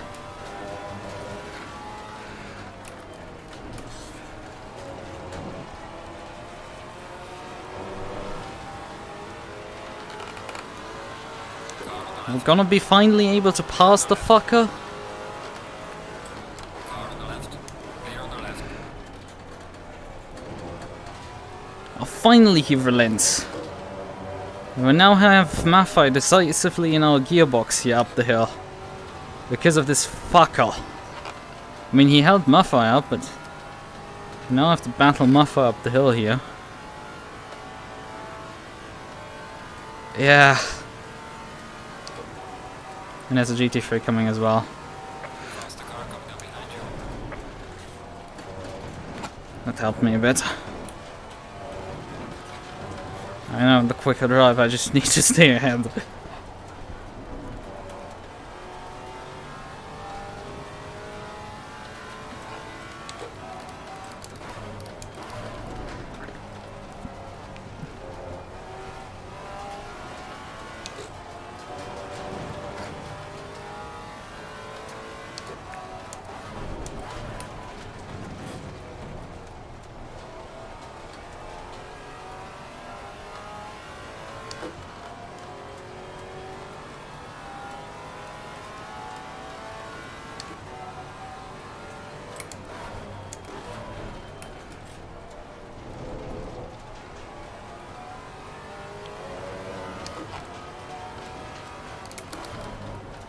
Faster car is approaching. Watch out.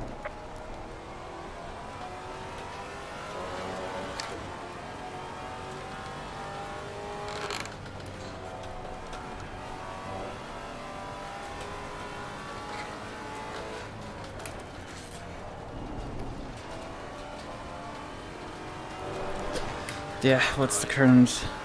We are leading in class, even though having not done the pits, having everybody besides one driver has done the pit stop. But he's behind us already anyway. Don't murder me, please, fucking Porsche. Car on the right. Clear on the right.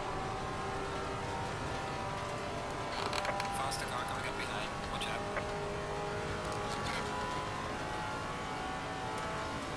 Car on the left. Clear on the left.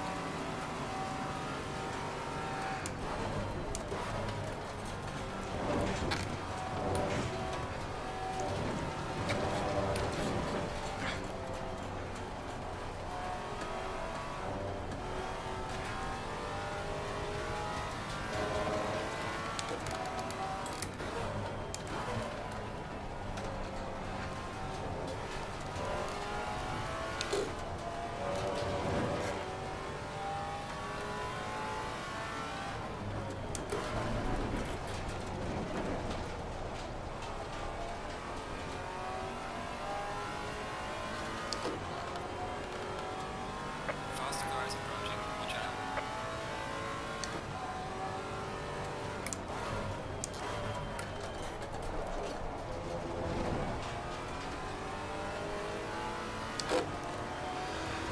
Car on the left.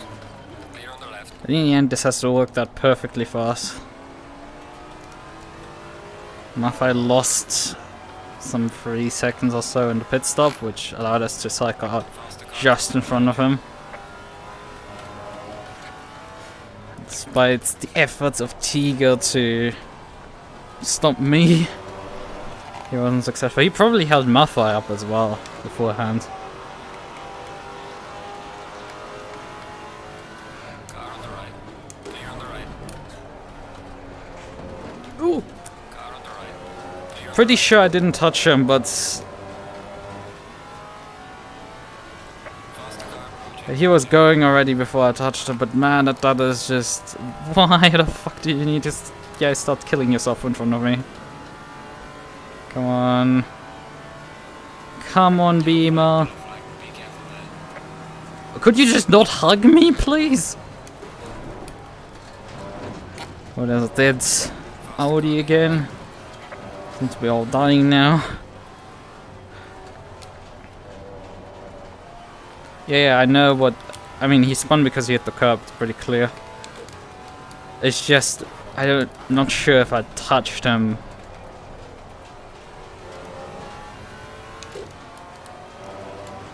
Yeah, on my screen at least there was no there's no damage on mine car.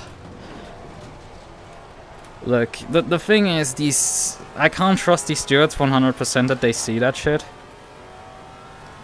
I'm pretty sure he won't report it, but like, I'm not trusting the stewards at times to not file some interesting wrong report. It's about cars. I don't trust them in these situations where a car is spinning already and you hit it, that they realize that the car was already going around anyway. Because it's hard enough to spot that. And I have very valid reasons to doubt them. Spot that. Frankly, I would have doubts on such a situation with basically any stewarding team. Frankly, because it's just way too hard. I know how hard it is to spot such a thing on a replay. And it's so easy to just brush it off as a simple incident while the other guy just drove in the back of him. Spin him around. So, well, I'm pretty sure nothing is coming of that. It's just I'm way too cautious about some stuff and way too overthink things. That's the word. What I was looking for. Overthink things way too much.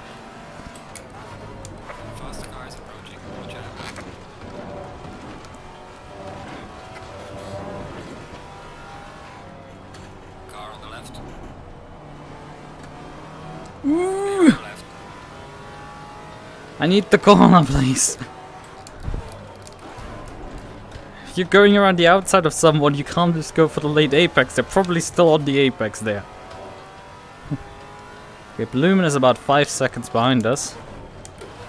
Maybe he had some damage and has repaired it now and is now on a charge. Who knows?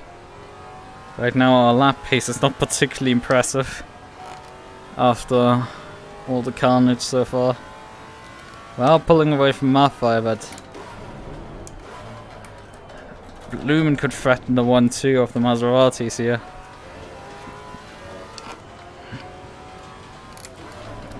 If not, straight up threaten for the win. There's still half an hour to go after all. 5 seconds are just 5 seconds.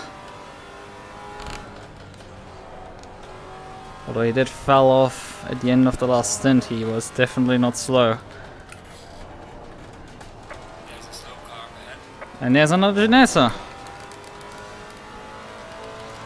Are you blind or something?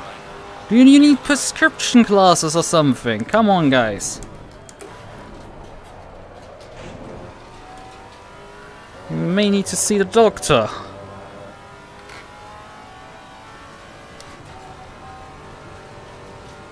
Because that was a closing door for most of the time, and it's just... He finally realized that I was there. And I was literally flashing at him, and it was in a straight line, so it was clear as day that I was coming.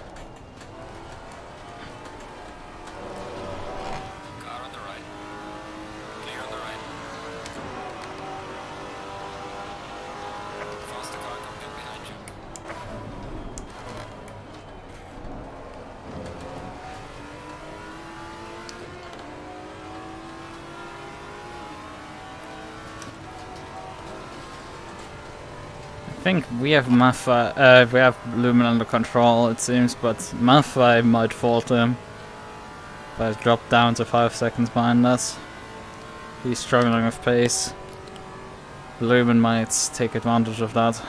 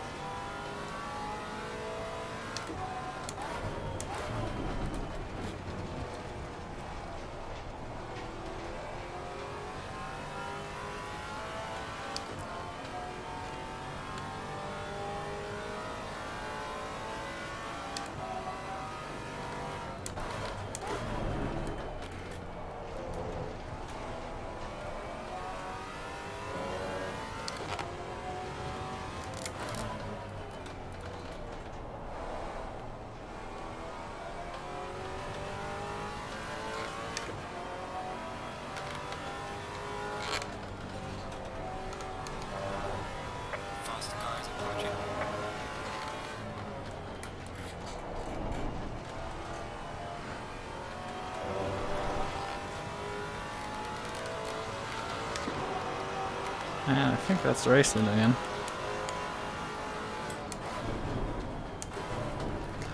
Yeah, Walker is very chill. He seems to be having everything under control today.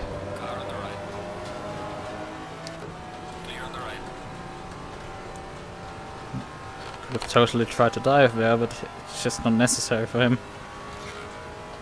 Actually, Maffei seems to have broken free of Blumen. Yeah, Blumen has dropped massive amounts. Jesus, he must have made a mistake there. He's back to... He's dropped about 13 seconds on Maffei. Something like that. Yeah, Blumen... Either he made a mistake or got taken out.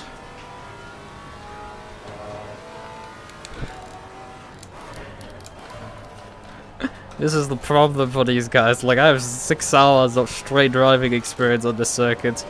Once I get into the rhythm, I'm in the rhythm and you can't stop me.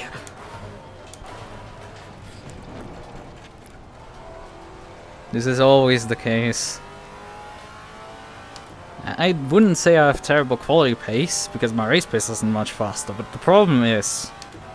I just run so... I produce so consistently lap times and just get around the circuit without getting into trouble constantly. Because I'm saying I'm consistently producing lap times because my lines definitely aren't consistent. I drive consistently different lines with similar results. This is the funny stuff.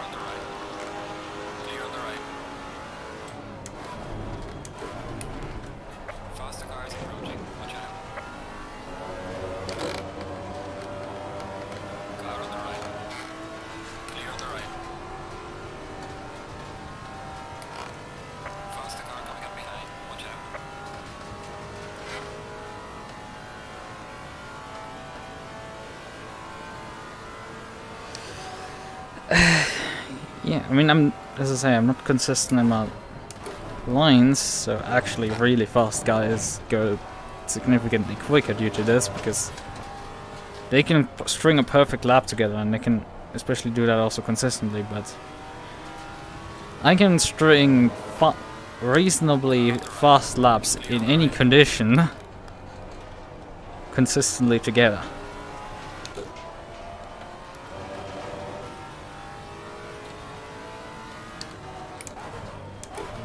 That's what makes me a giant slayer.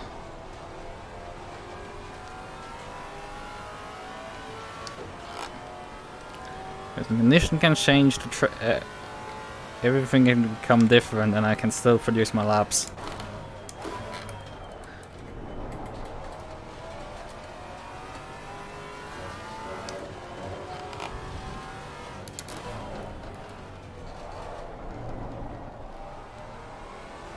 Yeah, that support for fair race, that was also similar to this, where I was always like, oh, do they jump me in the pit stop? They're 3 seconds behind me, and then just like, was fine in the end as well there.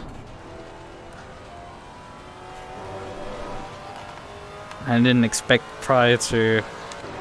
I think I qualified on pole there, but like prior to qualifying I wasn't know where really pace was. Car on the right.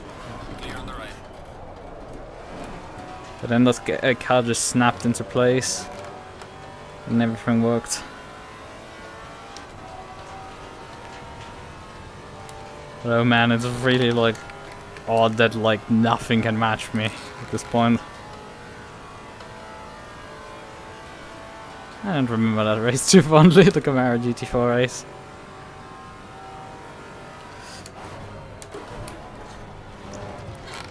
I mean, that was also like happened on Monday night.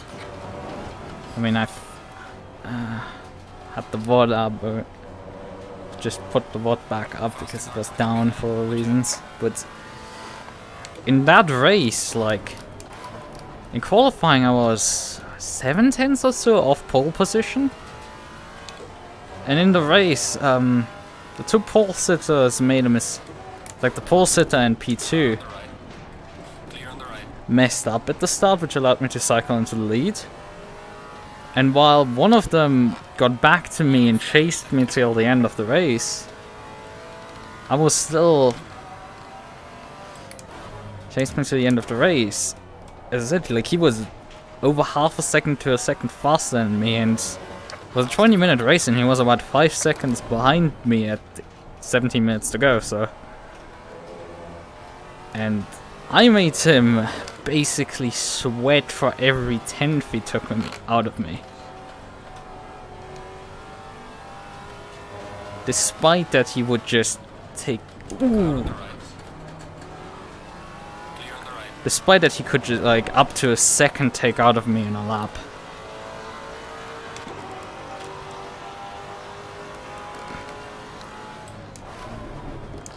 Like, his pace was mental. And still, somehow I held on to the lead and won. And in race 2 I qualified on pole, but the second place guy was suddenly going quick. Again, I just drove my laps down and ended up winning.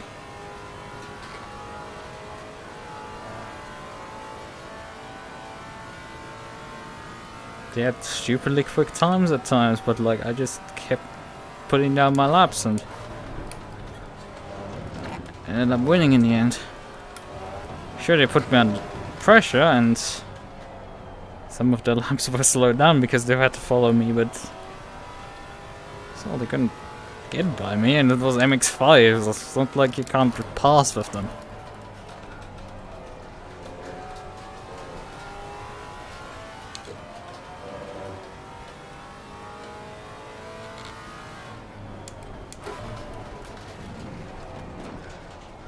Yeah, Blooming about 20 seconds back. Saphire about 10.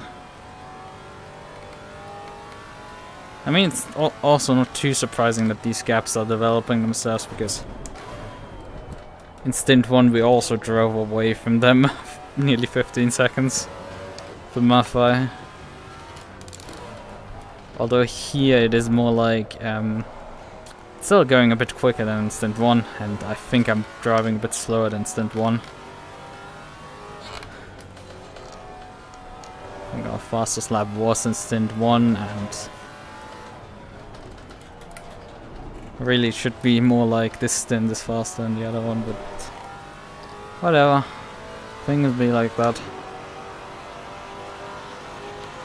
I'm winning, I shouldn't complain.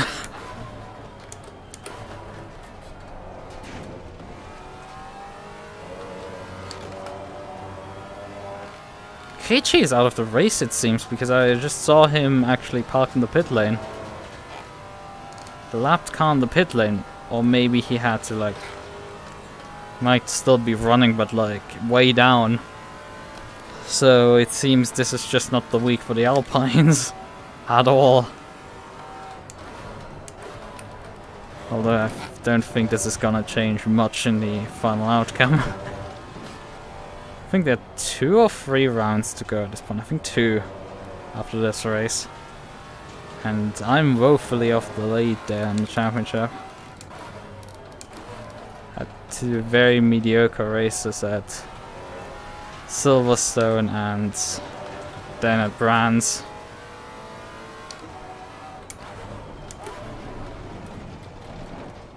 So my win here is not gonna change much. Traffic's gonna come next time by, most likely. Another pack of GT3 is gonna hit us at the end of the next lap. Beginning the lap after that. 20 minutes to go. It is a bit of a waiting game at this point. Feels like a longer wait than 6 hours.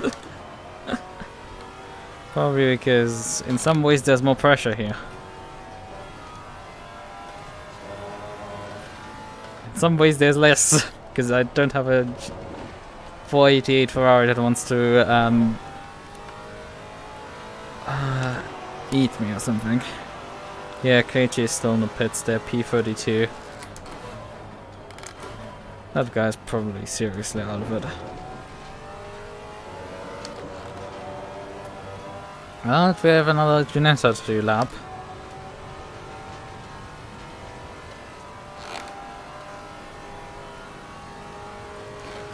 I don't know which one, but I just know we have one. Ah, it's Christian also behind us. GT3, about 5 seconds.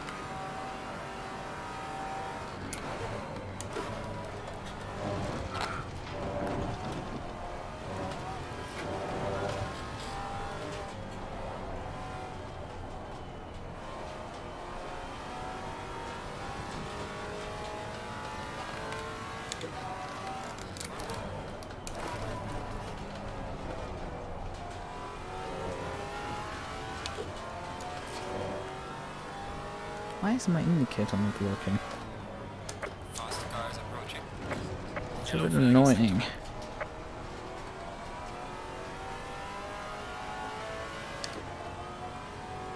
Okay, yep, they're working.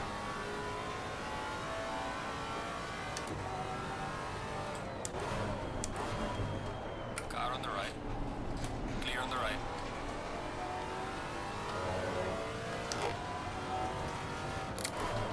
Faster cars approaching. Watch out.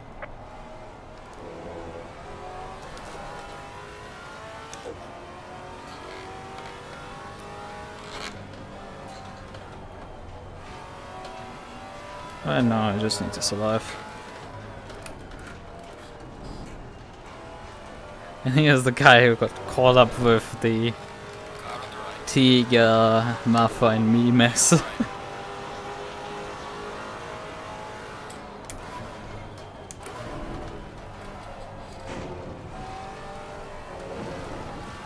Faster car coming up behind you.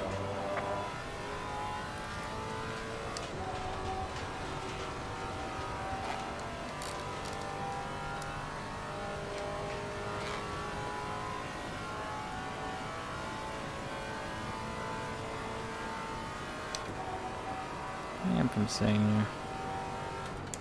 Car on the right. Clear on the right. Should probably indicate it, but hey. Just die for that point.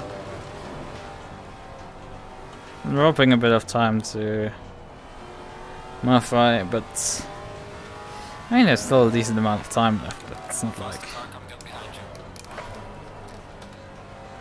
so I have to play my cards right here. Fine.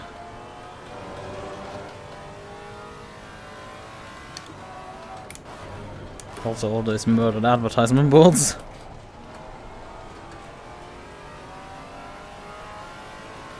Car on the right. Clear on the right.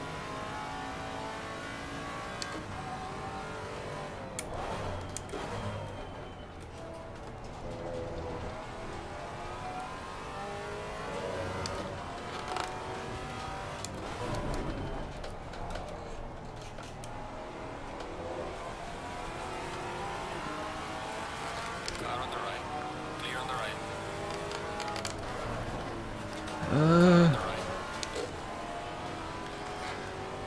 Clear on the right. I know it's not best place for passing, but like...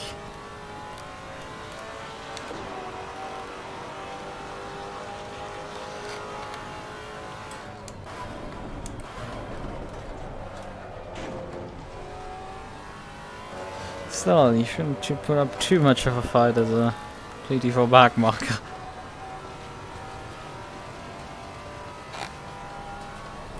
Granted, he does have the other guy about 6 seconds ahead of him. So he needs to probably pick up the pace if he wants to pass him. And I mean, driving faster than another guy in the same car is not easy, I say as I'm dominating my fight, but you get the point.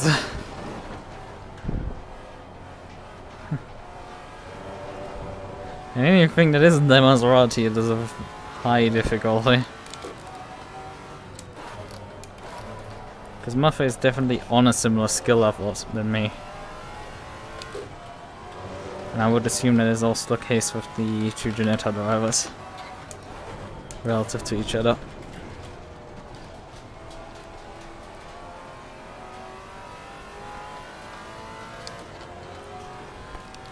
Faster cars approaching, watch out.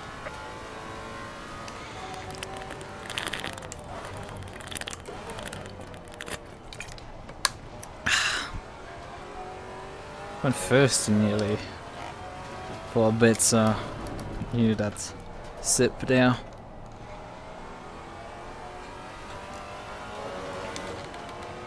Oh, it's this guy. That may fare in the AM split perhaps a bit better. I think he's even registered on the Pro split for some reason. Yeah, he's GT3 Pro, not Silver. At minimum he needs to go down to Silver with the performance he's delivered today. But who knows, I haven't looked at the lap times actually. And he's running P20 and actually he is the guy that is one position ahead of me. It's the last place of the true GT3 runners. Maybe there's no GT3 runner behind us still, but most likely anyone behind us is retired. Especially because this guy has 2 laps on us. So really he's probably last place in GT3 really. Ooh, that was close for the Ginetta.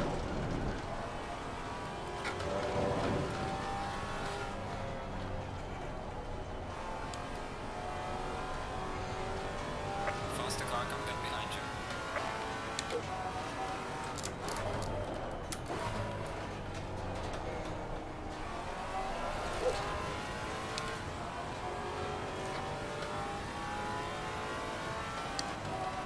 Car on the left.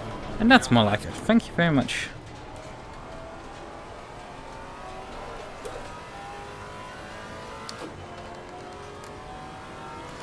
Car on the right. On the right. Yeah, I think the Ginetta sucks on this track. I mean, granted, I think the pack of Ginetta drivers isn't that good. But they were relatively competitive at brands. And yeah, I think it'd be a relatively competitive with brands, and the other tracks they weren't like awful. They were just towards the back of the grid and stuff. Nothing too worrying, but still keeping up with the rest. But I think really today the Ginettas are just absolutely suck ass. I think they're probably really terrible.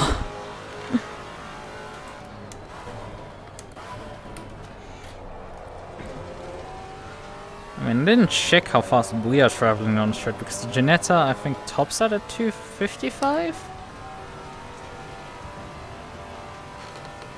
Yeah, maybe the Brands is like its only good track for the car. Maybe the Ginetta struggles with like topping out, but I think this is the longest and fastest straight on this track. And I mean, I'm not topping out. Oh fuck, that's too fast.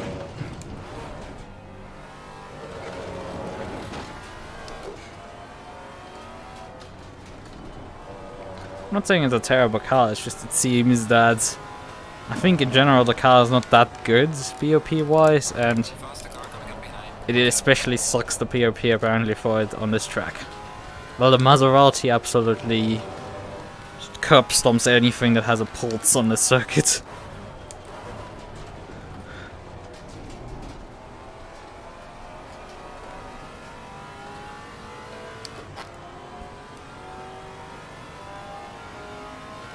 Car on the right. Clear on the right. Faster car is approaching. Where's Hartmann now? He's cycled himself up to P10. From having to pass GT4s in, I think, lap 2 or end of lap 1, to Car on the left. being Clear on the left. back in the top 10. I would say that's a decent performance. I mean, I guess thank you, but like, I did not intentionally really let you by. I didn't try to screw you over, but like, outside of genuinely trying to kill a GT3, I would have not done anything different. I wasn't even focusing much on what I was doing. Right then. Okay. Well.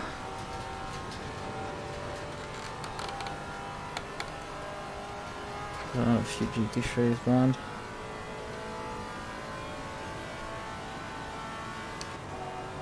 Yeah, Lumen seems to continue struggling. He might have sustained damage from whatever happened to him. We're gonna have to look that up in the replay. Considering I've done, at this point, like 200 laps or so on this circuit. Yeah, way over. I did 185, I think, in this 6-hour race. 180, 285, something like that. And here I've done 42. And the car hasn't tried to murder me that often through the chicane. It's done it on low pressures, but we're definitely not running low pressures right now. It's like the meme of the guy being awarded a medal for not knowing why. I don't know what you quite refer to. Car on the left. Clear on the left. I mean, maybe it references something that you said that I said earlier about me winning with my consistency.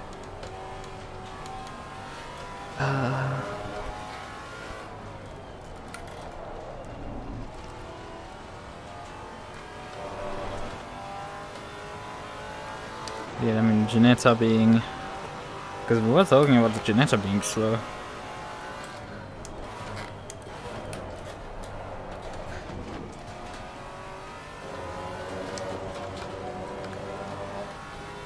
But yeah, the car usually has only that behavior over that corner when you're on low tire pressures, but not on this. That's unusual. Ah, yeah, okay, yeah, now it makes sense, Now I've put everything together.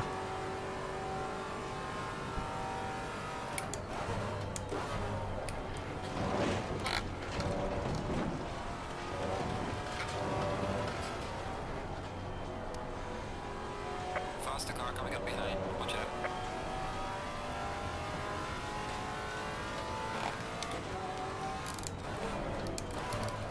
Miller's coming by us, and then actually the race leader. We have just over 6 minutes to go. Ooh.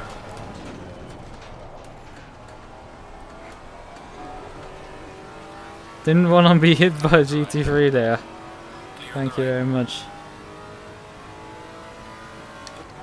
Faster car approaching. Watch out.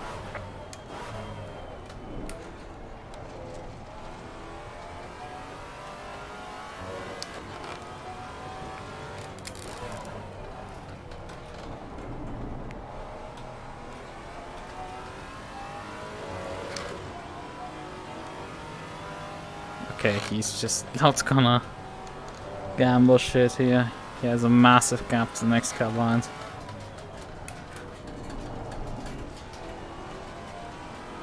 Car on the right. Clear on the right. There's 5 minutes to go.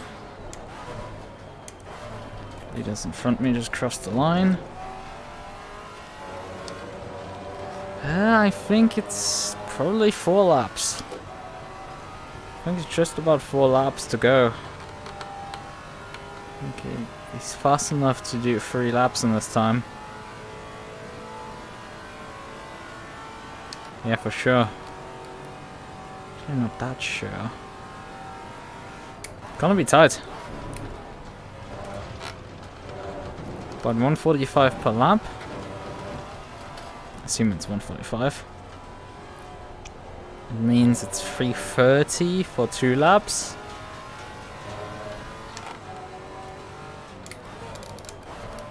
Yeah, it actually doesn't work out. Because it leaves only 130 for the final lap. Yeah, it's 3 laps to go. Math.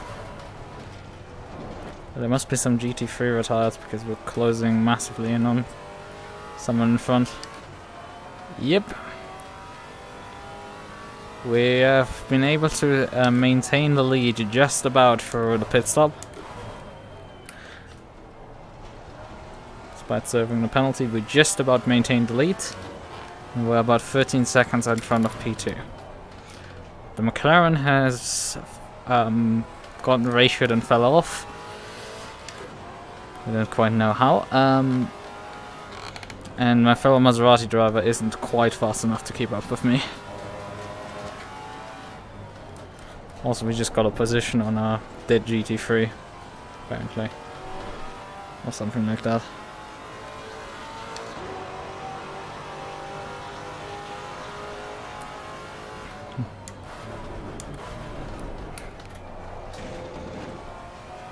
Yeah.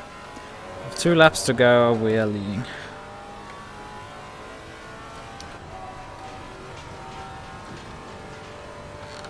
Just have to bring it back on.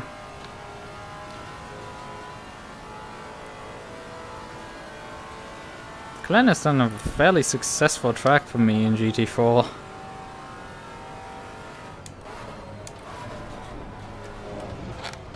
I think at the Glen with GT4 cars specifically, I have a 100% win ratio. At least the races that I participate in.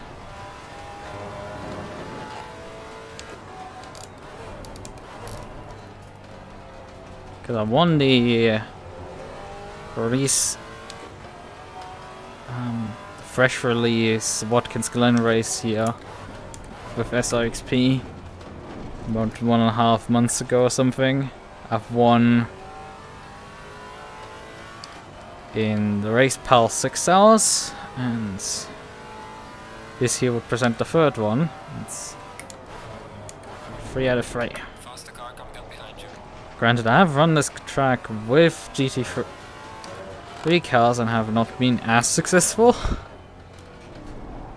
Although I've only run the 8 hours, pit crew 8 hours.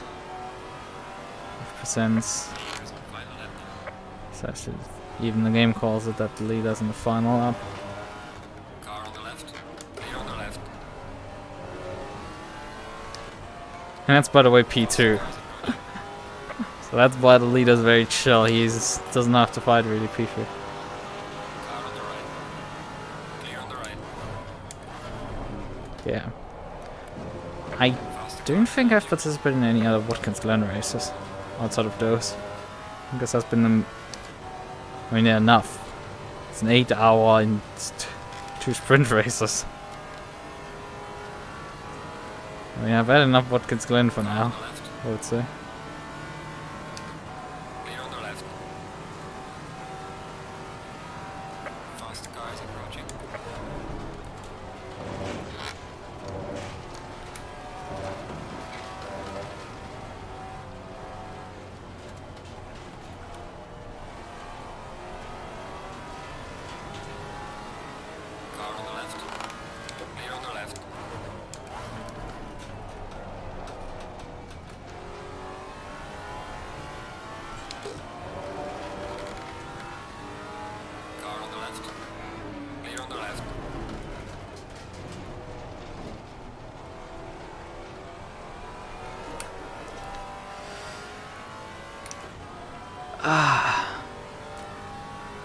White flag. display there.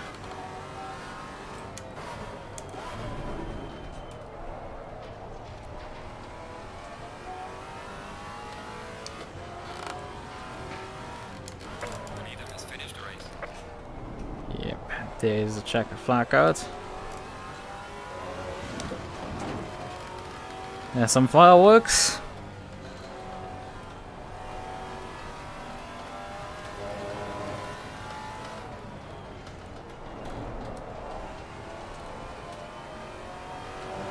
And finally, Excellent job, man. What a race. Bring it back home safely. we won. In some ways, this was easier than expected. This, considering the 15-second penalty, considering everything else.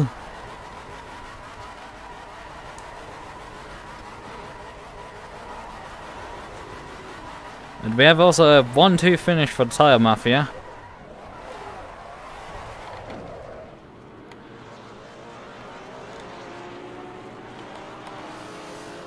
So, yeah. Perfect. This first win took a while. First win in this championship.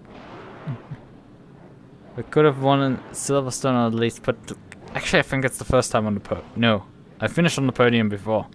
Finished on the COTA podium.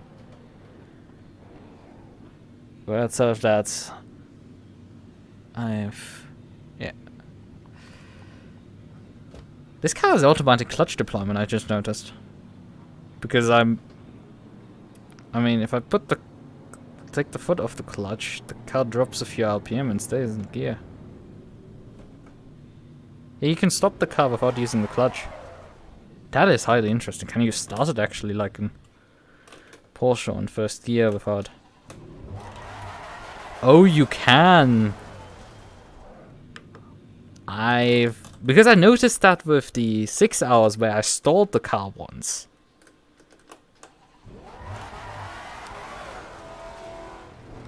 Like, you didn't start it like this. That is highly interesting because I've been always clutching it, but this thing has actually more intelligent transmission than a lot of GT3 cars.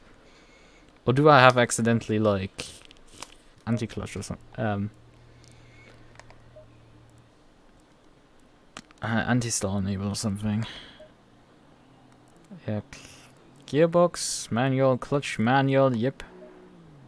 So it's off, but apparently on.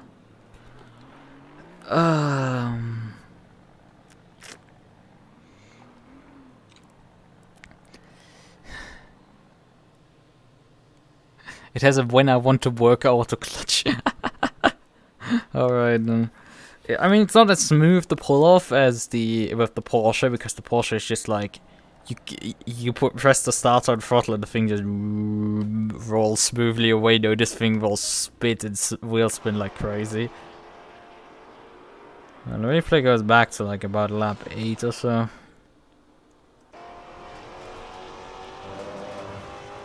And that's for our research for... I mean, we can't research what happened at the start really. This replay, unfortunately. Can't figure out what happened with Blumen. Because he was following Maffei and then suddenly like dropped massive amounts of ground. He's still behind Maffei. Still behind Maffei.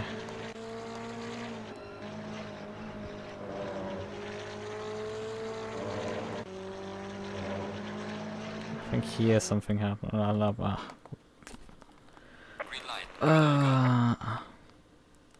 Right then. Okay. Well, we can leave at this point. We're not done quite with the program because we have to do a bit more of driving actually. Need to prep some stuff, and if I'm in the game already I might as well do that.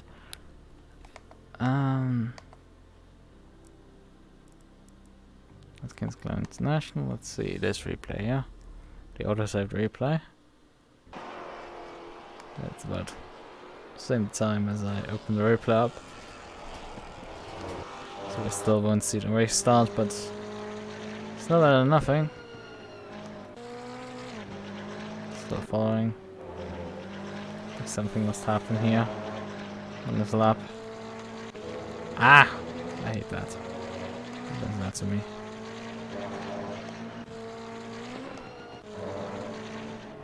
Stop following. There comes the GT3 dive. What happened to Lumen? We have to know.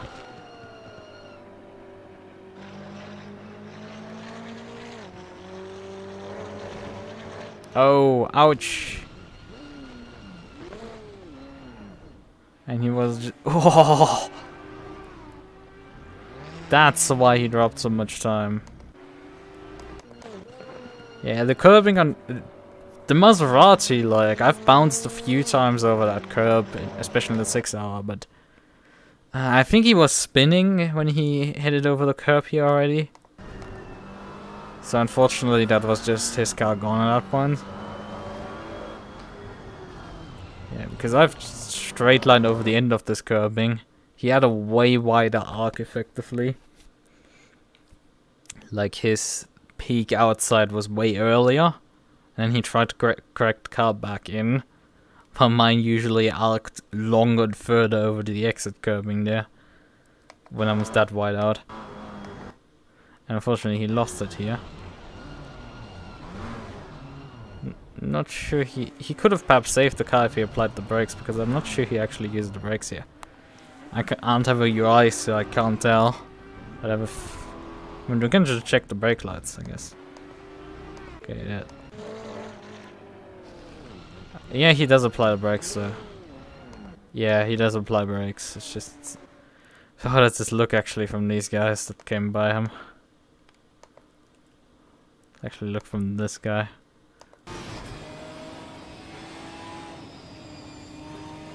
They were so lucky.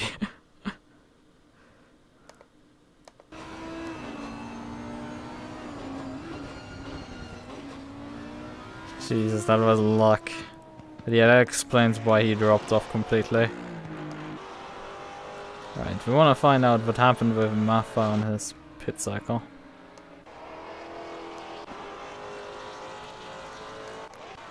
Came in on the end of this lap here. Yeah, he just decides to this point to pit.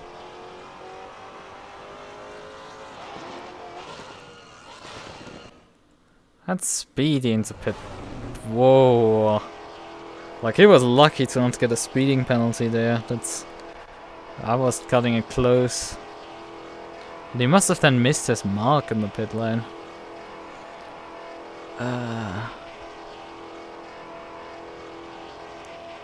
He has the first pit box apparently. So yeah, they're all quite a distance down.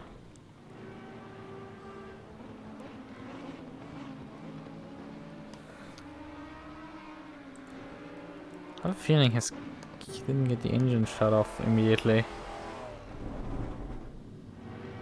Yeah, he was idling there for a bit in the pit box. Alright, it's starting to get service. So on the service side he might have dropped a second or two, and there's T-Gub in front. Now we know he was slow. Right? He held me up on that lap that I came out directly behind him, so... But he's a bit back behind the GT4 there. Struggling a bit through the chicane. As usual on a cold tie out lap. Tiga in front still struggling. Here comes the number 2 McLaren by. Actually relatively speedy and clean. Tiga again completely off an apex. Just the adventures of the lost apex here. But still not holding Maffa up. I guess maybe Maffa is pacing himself a bit badly, and it's just these few things where he might have dropped a bit of time. He starts to flash the guy in front. But you know full well that for some reason he really didn't care.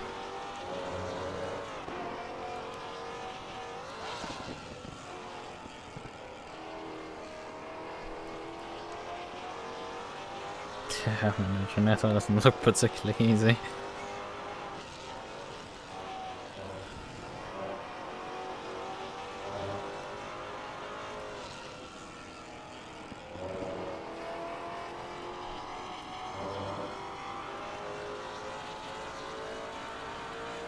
And now... Okay. There I'm coming off the pits. He had to look up the inside, but the other guy outbroke him. So, I'm coming cleanly out of pit exit. And Maffa is just out of room. He has to lift because there's just no way he's getting by. Both of us. There comes the Porsche. I'm stuck in the gearbox. Oh, fuck me, Jesus. He decides to move left and just not care that the Porsche is coming there. And the Porsche has to slam on the anchors to avoid crashing into him. I'm up the inside of him and he pulls around the outside of me. Because that's something I didn't consider when I actually made that move. Because he's under blue flags. He's technically obliged to just let me go there because I was alongside him. That is defending. When you just dive back around the outside of me there. Yes, you can do it because you have better brakes than me, but like... I was alongside you, you have to yield at that point. There comes Lambo to additionally cause a bit of carnage. He's out of shape. And he's crowding me to the left. He's not just like... I'm not sure I can pull a lot around him anymore. I can also only brake as late as I can. I'm being held.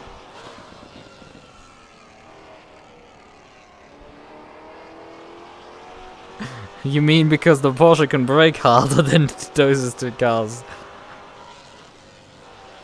I wouldn't trust the brakes completely, but like that was good reaction from the Porsche because he could have taken all of us out there if you didn't notice that in time. Or just look how much time I lose being stuck there. I'm going up the inside of him, finally into turn 1. I think that is again him trying to actually defend and not letting us go. That looks genuinely like he's carrying way too... He's misjudged his braking point. He's carrying too much speed here. Although I think on the exit he might actually lift. I don't have throttle traces to check that.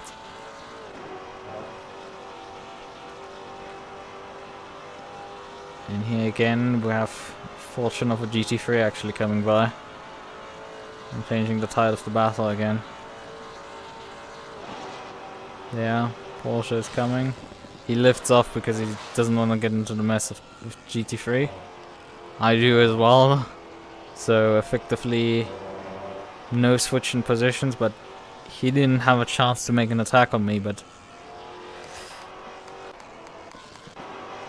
in all honesty it would have been tough. He lifts off here already, but like his closing speed wasn't that high.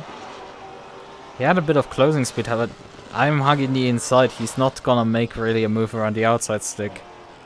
Not with a Maserati on Maserati, that's just not gonna happen. Fortunately for me, I'm able to draw up with this lap away from him finally. And then comes Miller by.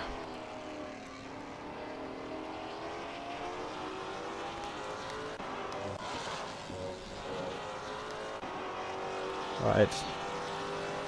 So it doesn't quite explain where I gained a bit of time, but it must have been just the pit stop itself that I nailed and he didn't. So yeah. I want to figure out if we can find the NSX, the spun around NSX here. We probably have to go a few laps more in. And in general, the lapped car carnage. By for sure other cars. Oh yeah, there it is. There's the left car carnage. Now we know relatively a lot about yeah, that Porsche basically threw itself.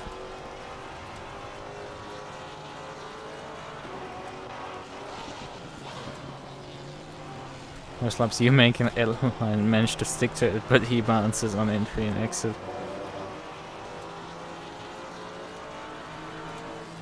You mean Maffei for the chicane?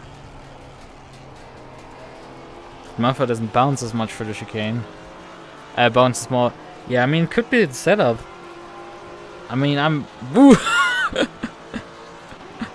NSX phasing through the floor is interesting. But yeah, let's just... we know that something happens with the NSX and... actually, we wanted to briefly also see the overtake of this guy on me. Because he did... he lifted off too much there. That's why he had absolutely no momentum and was struggling to finally catch up on me. And was then stuck around the outside of my Maserati.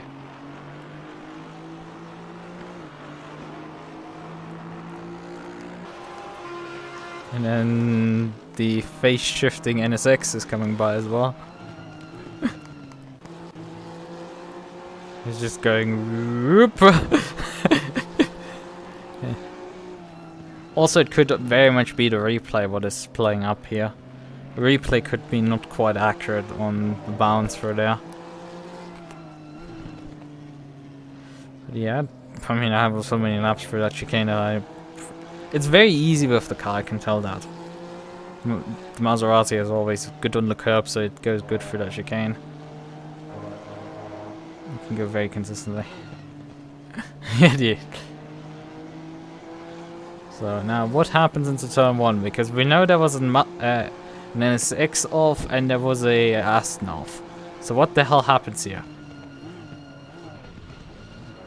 Well, that happened.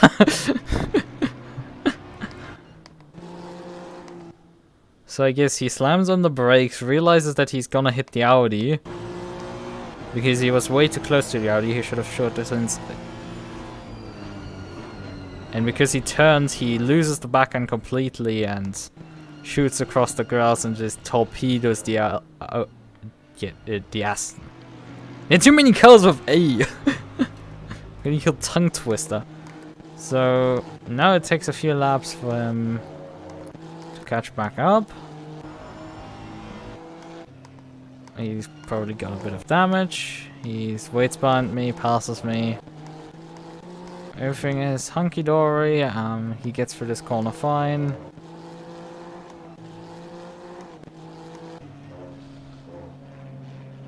He's struggling a bit here.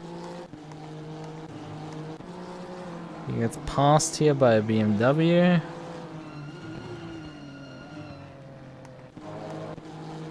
He's following the BMW back up the hill. The NSX is known for being very fast on a straight line, so he can perhaps challenge the Beamer, but I mean, he's taking quite a amount of damage, so no, he actually can't. Beamer's faster. Just the damage. Okay, he's wide here, and that's the explanation why we found out spun out in the NSX in this corner. He overshot the chicane here, bounced off the inside curb, the inside of that curb, which is really easy to do even in the Maserati. You have to run over there, and then he spins. He's facing the wrong way. He starts moving and realizes there's cars coming. I'm coming as well.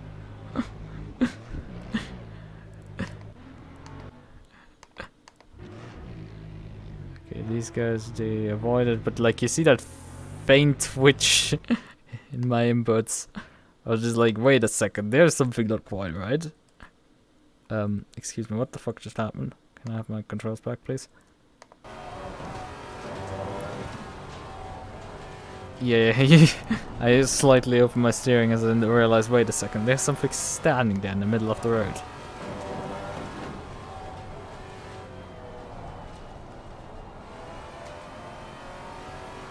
Right. That is that mystery solved. You don't quite know how the start looked, but well, that's that. Have to unfortunately live with that, I guess.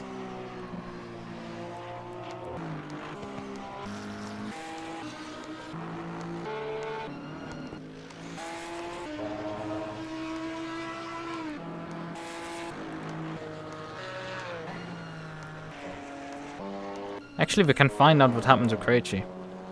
Which one are you? You're the 108 car. Is that Krejci or is that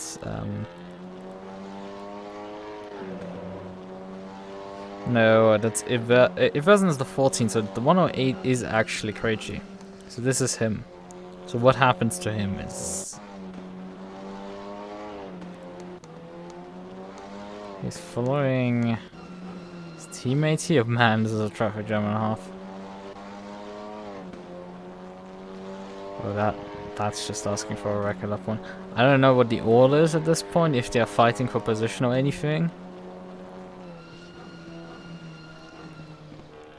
Can't tell that.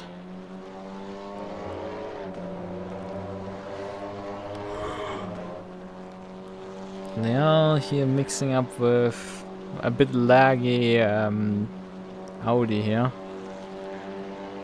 Okay, he gets a run on Iversen.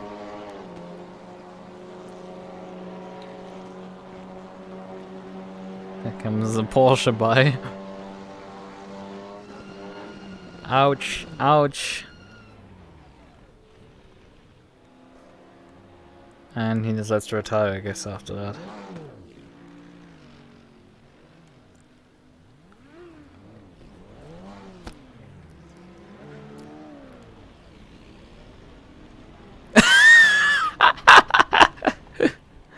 I'm sorry, John. Let me just show that as well. That is evil, however. That is genuinely evil to have these barriers hidden behind freaking advertisement boards. You think, oh yeah, I can drive through this. Like, no. Also, the thing was that, like, he would have struggled to get around this one. But you just can't see that there is a freaking solid barrier behind it. You can't just drive through them. You can see obviously from here, but like, he didn't have that hindsight. So yeah. I mean, it wasn't... I don't know if it's John who gets taken out here. The 92 car, yeah, John McDonald. That's unfortunate. I don't think that's his fault. Yeah, the Alpine just misjudges it and hits him. Maybe he's a bit slow, but like, I can't judge that. I'm usually slow, but I think it's just the situation is chaotic and the Alpine misjudges it. Yeah, I think they're actually racing here. I can see that they're on the same lap. Yeah, they're all on the same lap, so this is a fight for position actually. So I guess Iversen is like, well, my teammate is out of the race, but at least he took the other car out for me.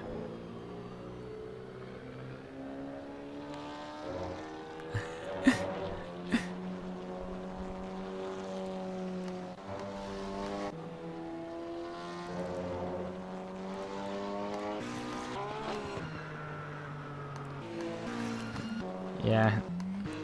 This Porsche GT4 was lapped here.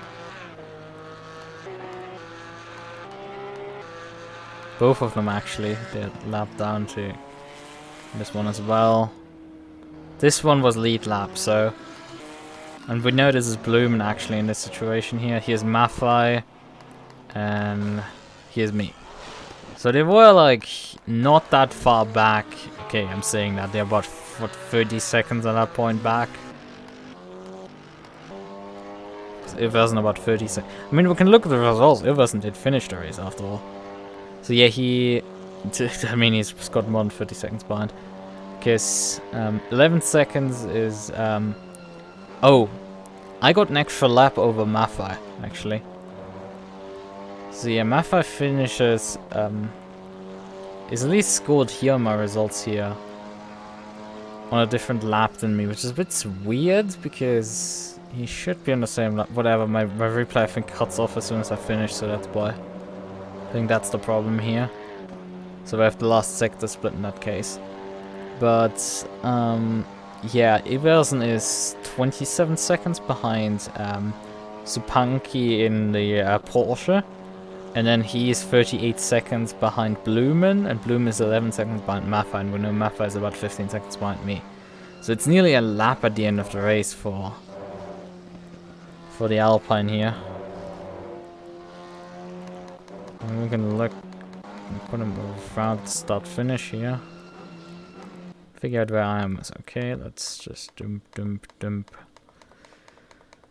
So how far do we have to go around the lap? At this point, I'm not that far ahead. I'm just the main straight ahead. 43 seconds, and I mean he has about 10, so it is actually 30 seconds at this point. So you must lose like way more time over the following laps. Then he must genuinely like fall off a cliff or something. So Alpine must have been struggling a lot. Maybe he actually had a mistake in this lap because he was. Yeah. Oh yeah. That's why he finishes so far back. Oh, he hit the curb, grabs him around, he spins. Ooh, narrowly avoided by a GT3 coming by. But yeah, that's what dropped him actually behind the Porsche. It's a loss of position there. And I guess he's limping already. He's been limping for like most of the race. This was really not a good race for the Alpines. One of them eliminated itself out of the race. The other one had a broken car and was limping. So finished not particularly too well. And their cars had anyway not that much pace today. So it's really just they don't have their day.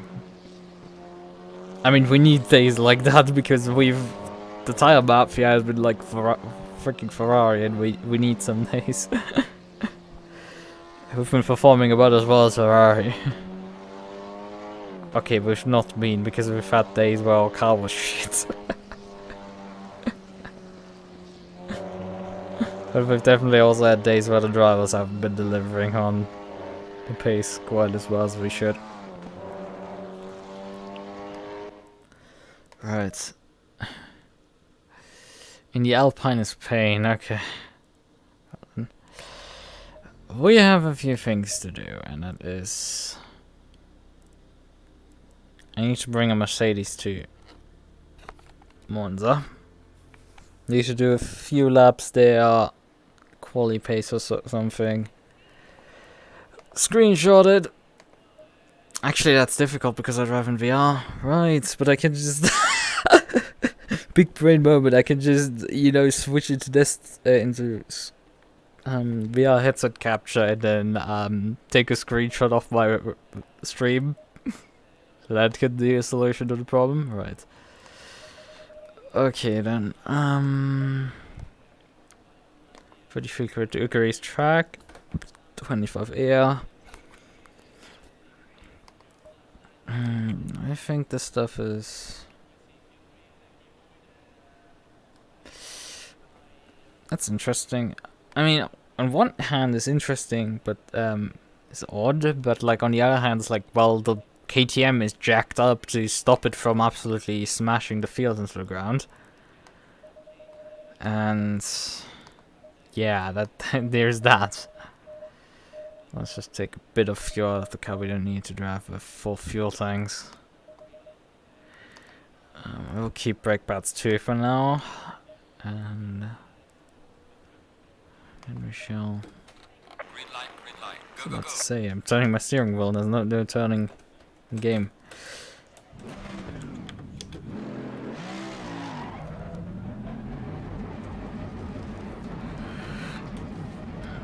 Right then.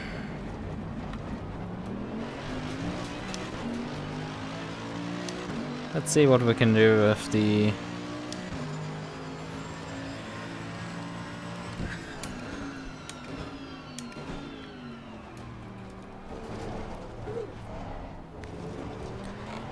Merc here.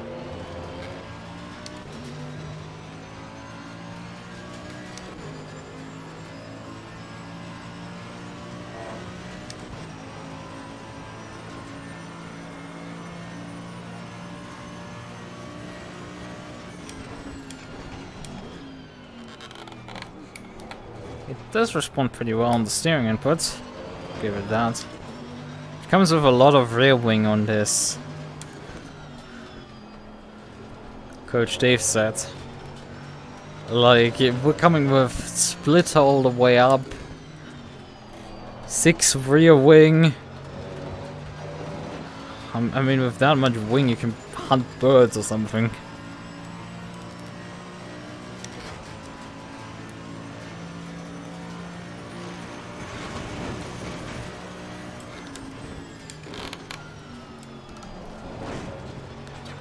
Braking a bit early. Ooh. He does not like the curbs there.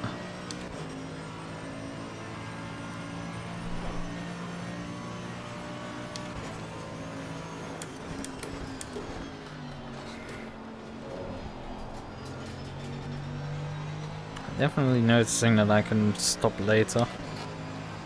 Brake bias. I think the brakes are doing fine. It's just I'm way too early on them. Tires should be coming up to pressure.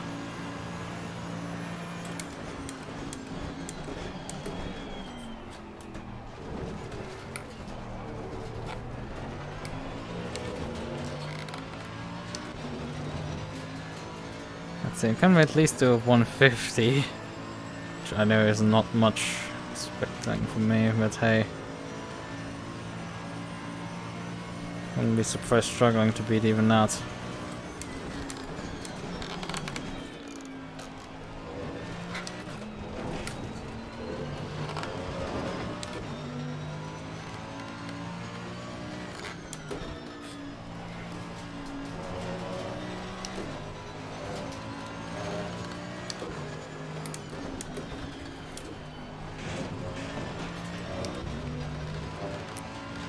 And then we need to test GT3 cars at COTA. Need to see if I'm gonna take the 488 there, or the Lambo, or whatever else.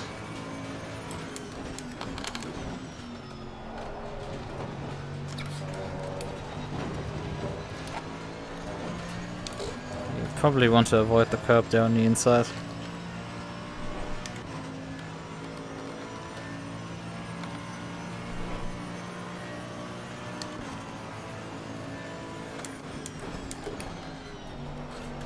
Remembering to brake late is something that fucks with my brain right now. Yeah, this is not gonna be particularly quick. 47, 48, 50, yikes! Shut up, that is terrible.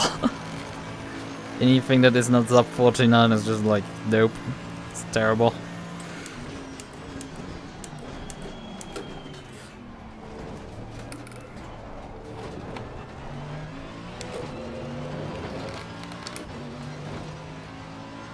I don't know how people can do like 44s hot laps here. It's just crazy stuff.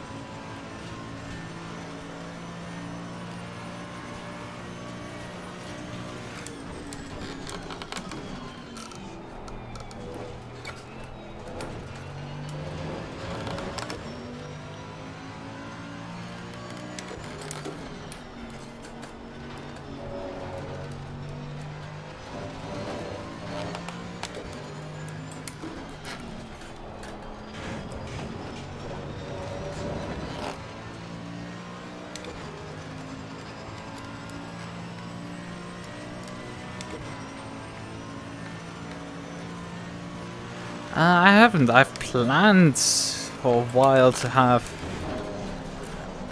to show it, but like yeah, but like I've written a script and everything for like for a certain video, but like I've just not recorded it, and in that video I would have not just we've gone through like the software I'm using and shown also my rig. So no, I haven't. I've shot actually pictures and shared them on Discord before. Done that, but I've not shared it on the stream. Tire pressures are pretty spot on. It's an absolute mess of a lap that was.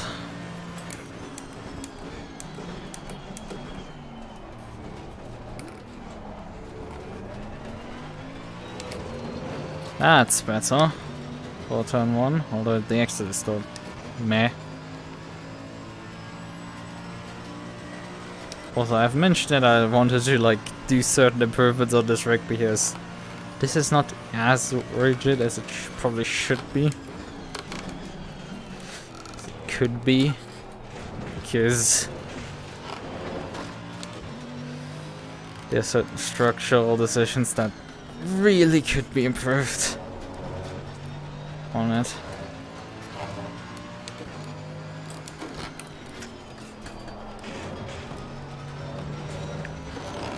No, this looks definitely a bit better.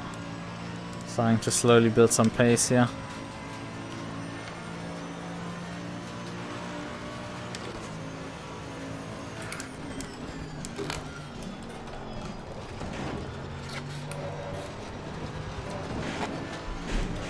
Oh, come on! Got some light damage on the front of the car. Fucking curb. Ah.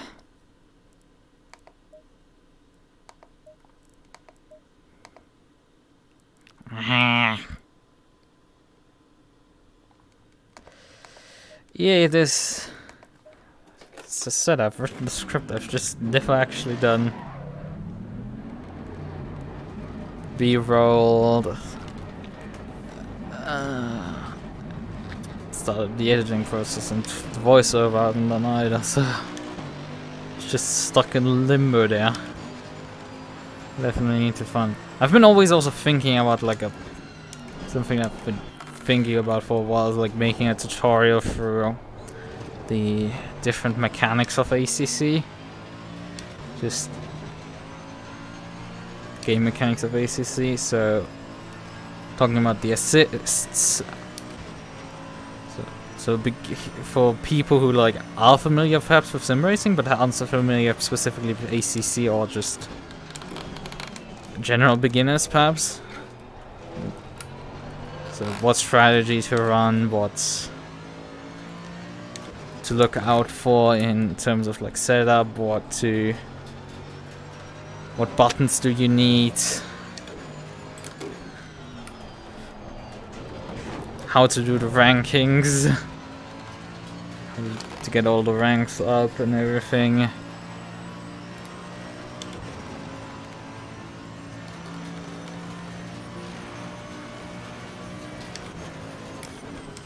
Basically everything besides a specific setup guide or a driving guide. Because there are enough out there and I'm not good enough for giving one specifically for that, and it's just I think it dates the video a bit, but going through the mechanics, how certain things work, like for example that when you have a drive-through stop-go penalty, that if you come into the pits and do a regular pit stop, you get an extra lap on serving that penalty. Like things like that. Or that the stint timer resets by just hitting the pit lane, except if you're serving a penalty.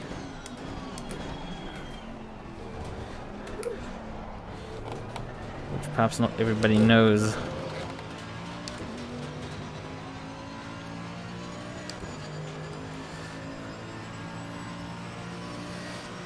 Yeah.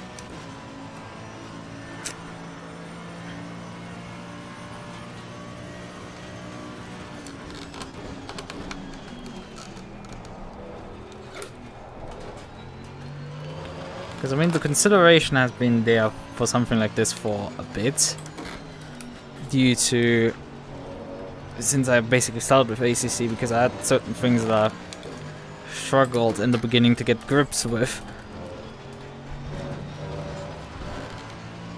Although frankly it was just puzzling that together perhaps what was the issue, but I still think I don't quite know what was it. Because one of the bigger issues was just I couldn't wrap my brain around driving, rather than like setup issues and stuff like that.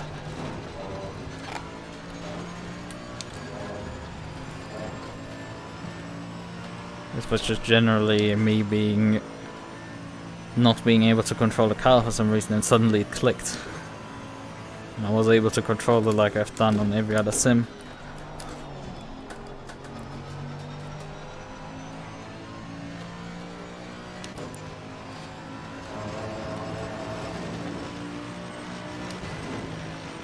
Right, starting to hit actually acceptable lap times.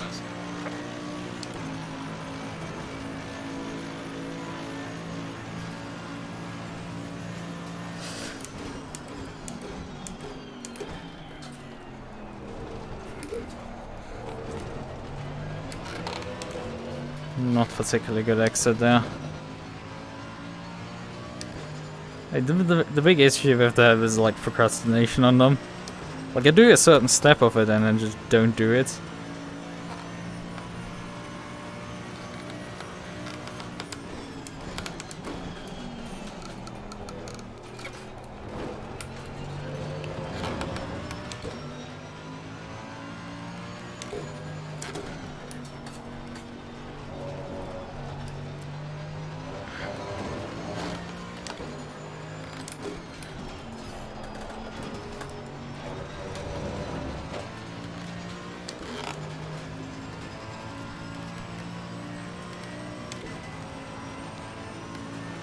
I'd like to get into the 48s.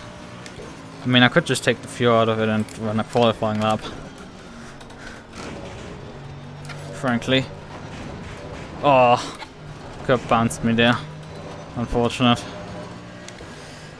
The inside curb, the sausage there bounced me instead of just letting me drive over it.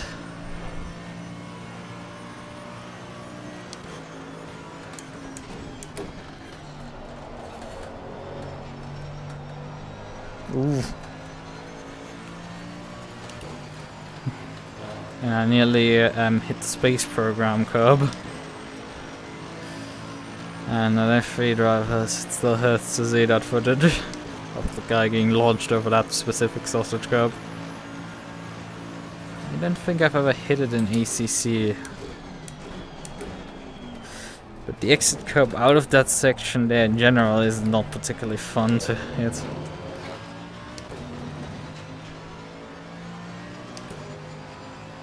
Because that can get your car squirrely already, I remember.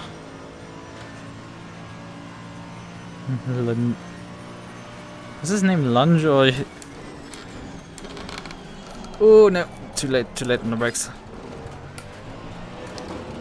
I was slightly too late. Fortunate.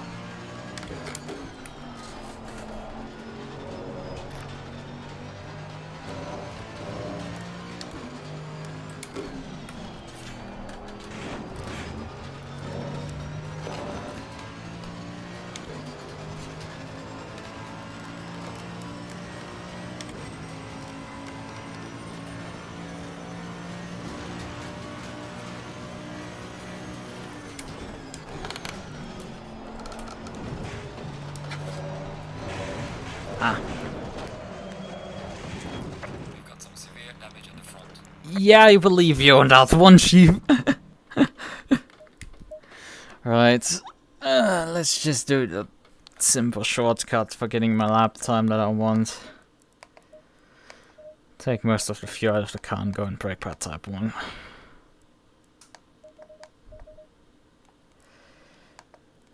And perhaps lower actually the tire pressure slightly. We're definitely running a bit high on the pressures.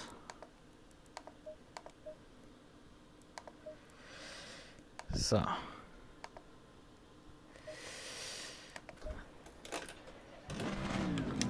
I don't waste too much time with this. I mean, if I grind more, I would probably get to a peak race pace lap down to a... I mean, it's not really a race pace because this car is supposed to do a 24-hour race.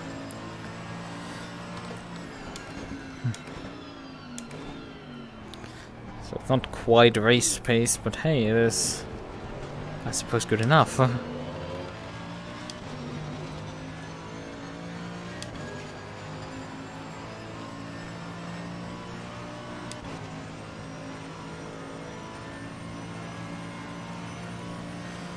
But yeah, it's not race pace because it's a race.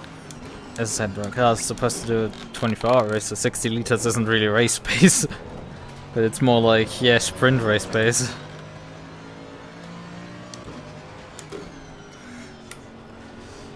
Let me just go basically full hot lap mode.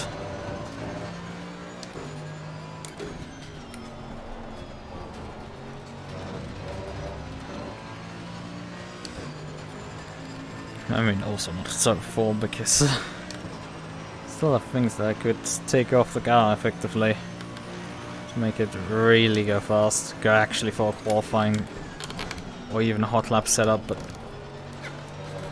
let's just not do that. Yeah, I would definitely not like to drive this for a 24-hour race if this car behaves like this. If it like looks at a curb the wrong way. It just does not want to ride these curbs at all. And you just need to ride them for that Ascari. I can work without riding the final one. That's actually totally doable. The inside curb on the exit of Ascari, that's doable actually. You can just slightly clip the soft part there. But the inside of the long part of Ascari, you kinda just need to run.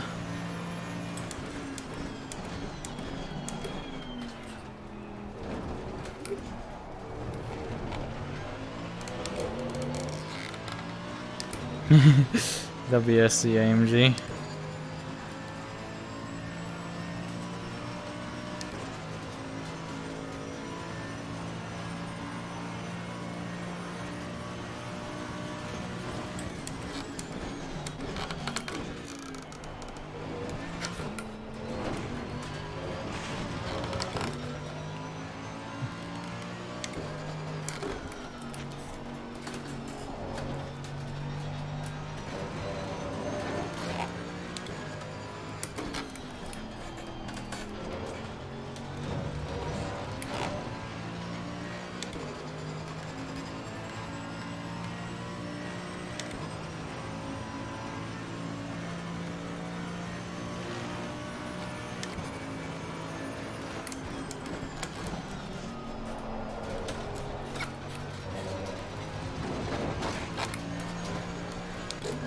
When you want to cheat yourself the lap time and you still aren't able to do it, Lamau.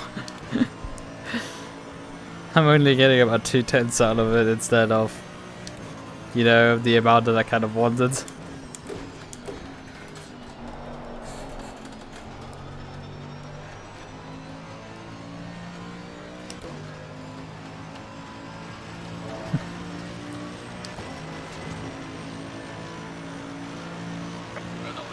Yeah, I need about 4/10 more.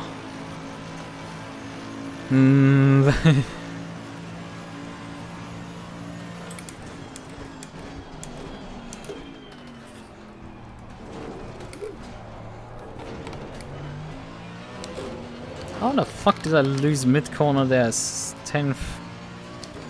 Oh, that's great. I'm really braking too early for turn 1 and now I'm...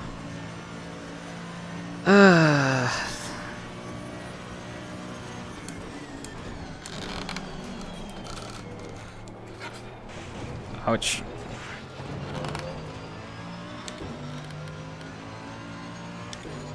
Yeah.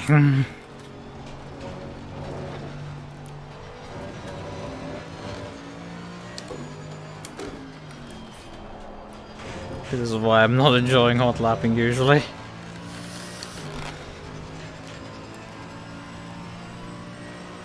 And this isn't even the worst of it. When you just do things and you just continually go slower. What a joy. Ah, that fucking stupid sausage curb there. It just continually makes me go slower. I'm over a second over the pace now. Fucking hell. Come on, can we finally do this?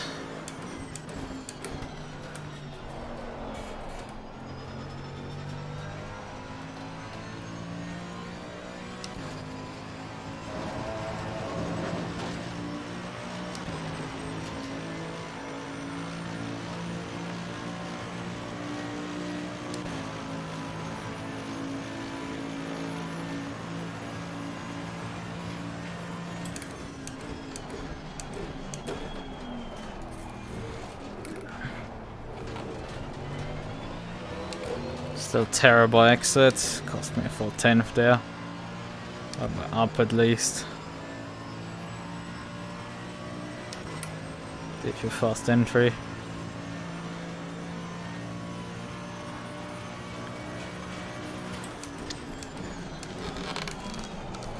Ah, overshot there. Didn't get the power down out of the exit, so dropped any piece of time that I gained immediately back out of the car.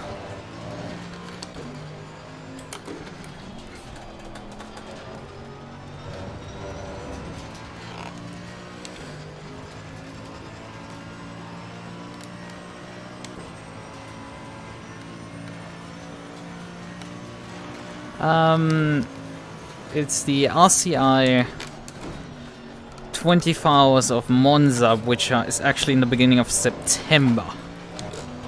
Now you might be asking, why are you practicing for an event in September? Well, the team I'm driving with wants to have lap time references. So, and I want to provide mine. Finally. I mean, the sign-ups have opened already for the event, and I haven't done it yet. Ah! This is pain. Because I'm gonna miss out on my... Fuck you! I wanted a 48 and I miss out by nothing, basically.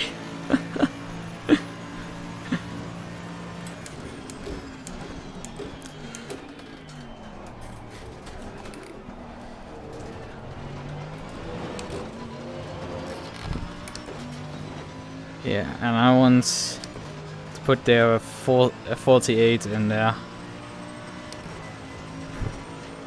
Even if it's just a high 48, it doesn't matter, it just needs to reach 48.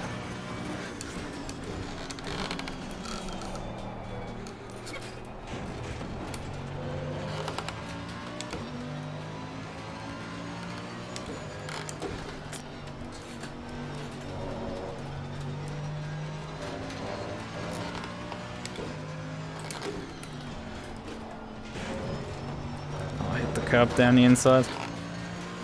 I mean, I need basically nothing to get my lap bit. But the problem is I ran Ascari perfect, because you just cannot ride the curbs really, you have to only ride them light.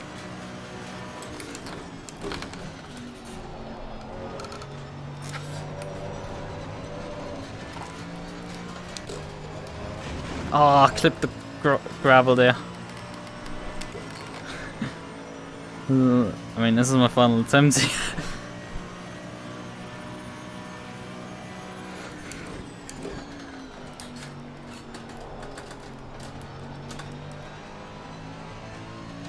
No, it's not gonna be enough. It's gonna go slower. Yeah, went actually slower by 40 hundredths of a second. Fucking hell!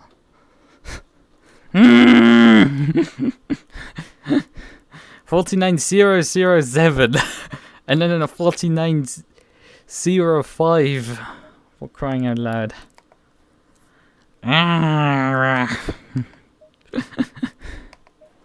Last attempt.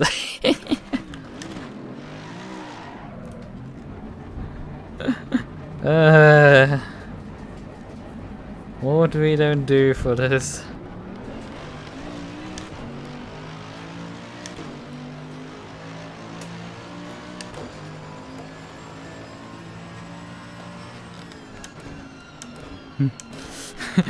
Yeah, angry noises. Probably grab some water after this because we're gonna... At least I don't need to split specific lap times with the Lambo or something. I just need to figure out if it's going decent enough quick or doesn't. I don't need specific times for that shit. I don't need to post the times, I just need to check for myself. And for myself, it's enough that I know that it is possible.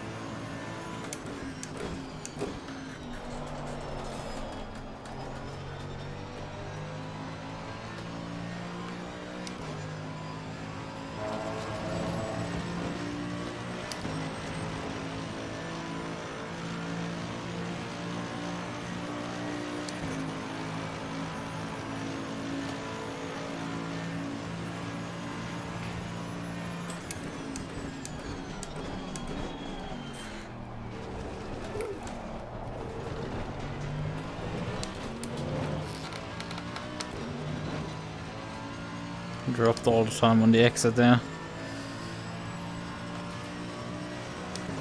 I mean, my fastest time on this track actually, I think it's a 48.5 with an Aston.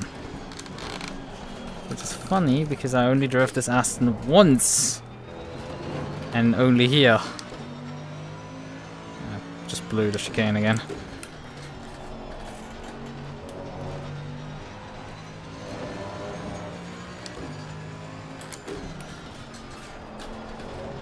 Lesmo won it. Ooh, both Lesmos have a lot of time in there. That's interesting. But yeah. I've only driven the Aston V8 only once here. And was heavily struggling with the car due to how much understeer the thing had. On the brakes, I had to move the brake bias basically max rearwards and the car was starting to wander under the brakes. It was a bit crazy.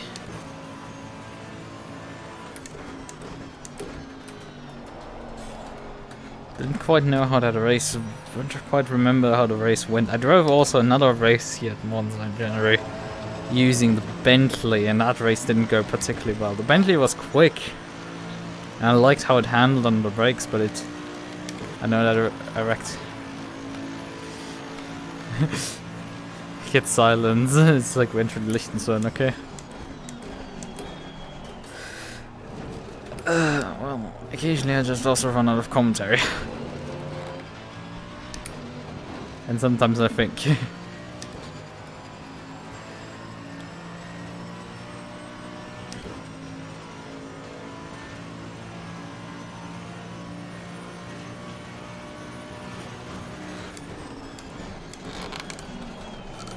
Hugged the inside there too much and then hit the curb. Completely messed it up again. And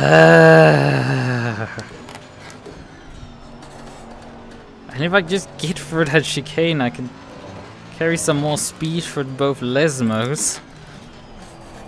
I just need to get the bloody chicane done without hitting something, without braking 10 kilometers too early and everything. It's annoying.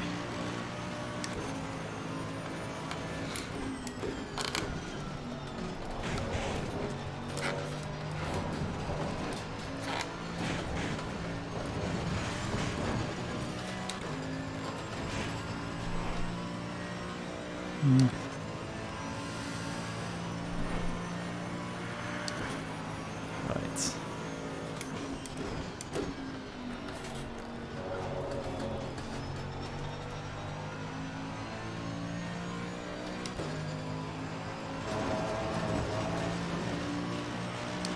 And even worse Lesmo run. I don't know, my Lesmo, not Lesmo, not, fuck, I'm forgetting the girl named Panorama Corner.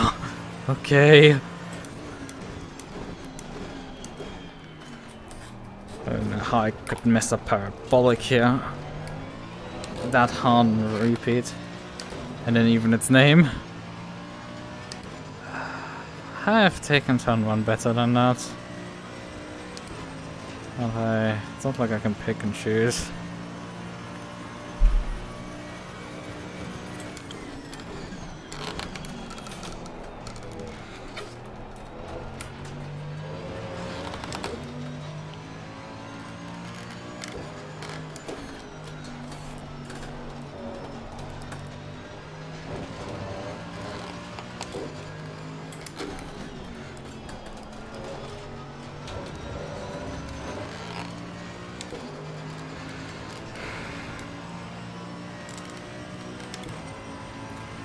Yes, carry and parabolic kit to go.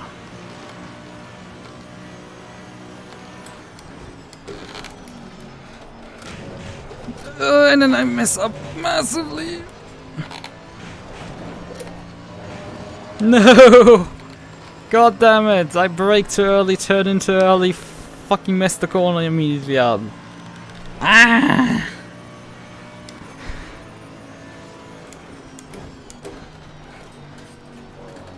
It would have been so enough.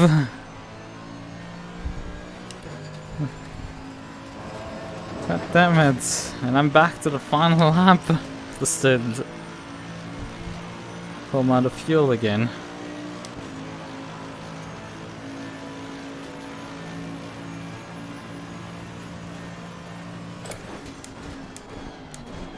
And I blow first corner.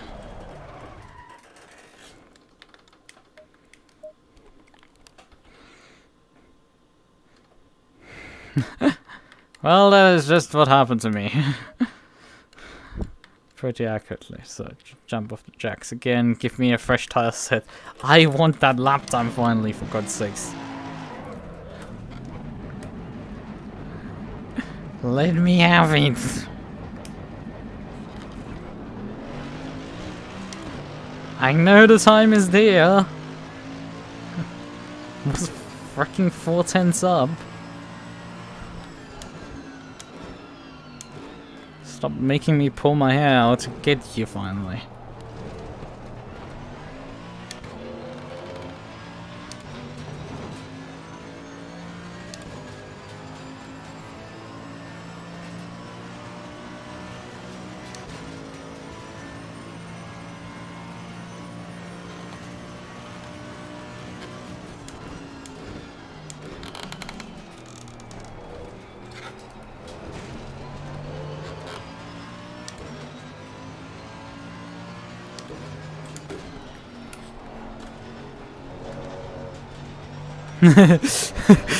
Being competitive. I mean, of being competitive is a different question, because competitive would be turning 47s here. Especially in these conditions that I'm putting up here. I mean, I could lower the temperature to make my job a bit easier, right? It's not like it's cold here or anything. With 25 air, 33 track. Can I please stay alive?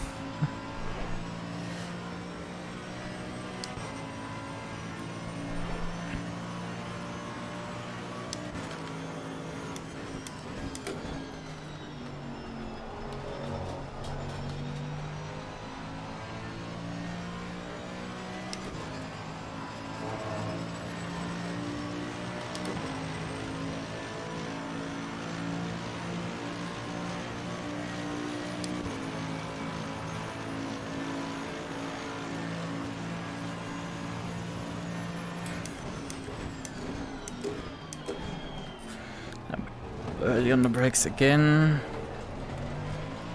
And don't have to speed out of the corner.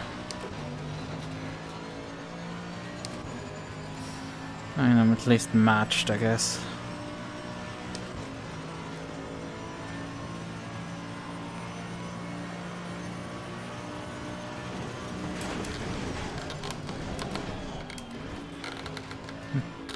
Let's go exploring. Oh wait, there's also a sausage curb over here. Ouch.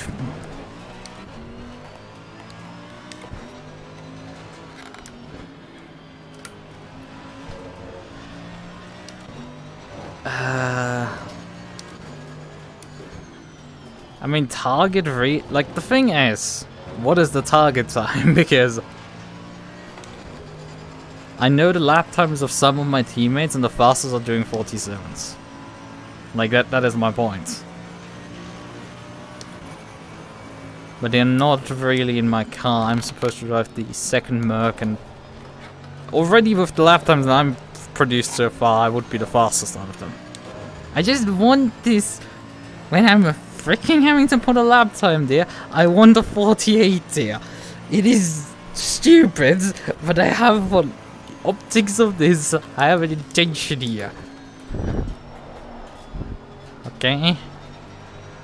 It's putting a 48 there.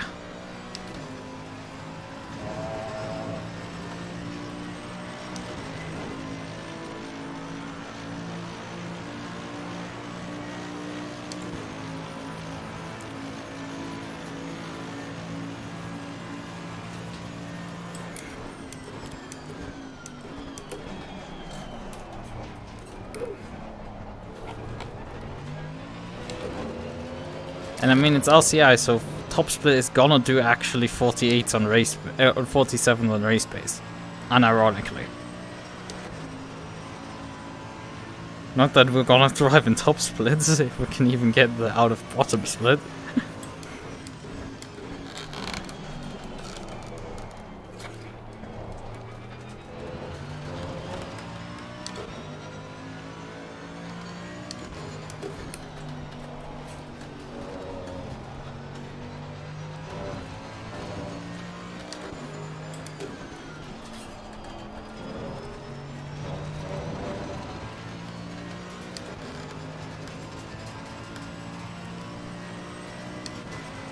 This lap is also pretty shit.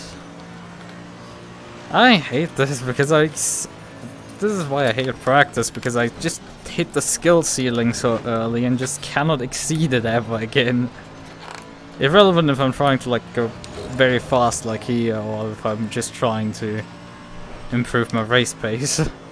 Like I just hit a skill ceiling and I just cannot get past it. And it happens like 5 laps into practice, which makes it like so absolutely pointless for me to ever practice.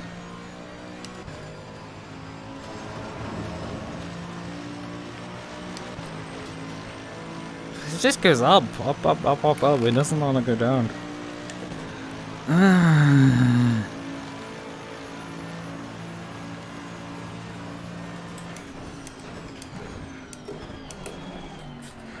Break early again. And bad exits, even worse than terrible exit again. Pain.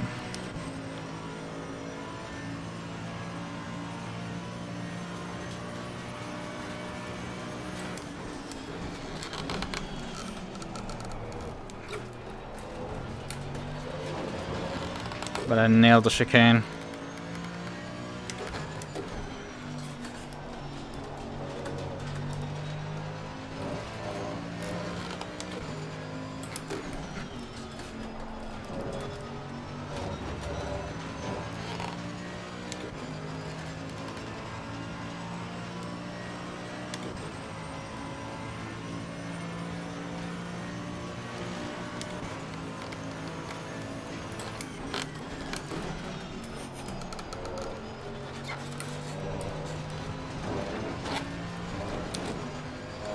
This could have been faster, but I just did not want to throw it away again. We could have had another 10th there for sure. Now, just Parabolica. Oh, this corner very much still tries to kill the lab. Although it was actually quicker. In the end, it actually somehow ended up being quicker. So, finally, for fuck's sakes.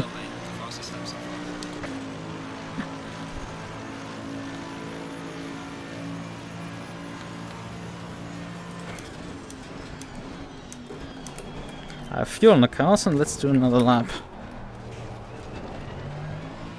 Because having surpassed the barrier, we might just continue on going other barriers. It has happened before.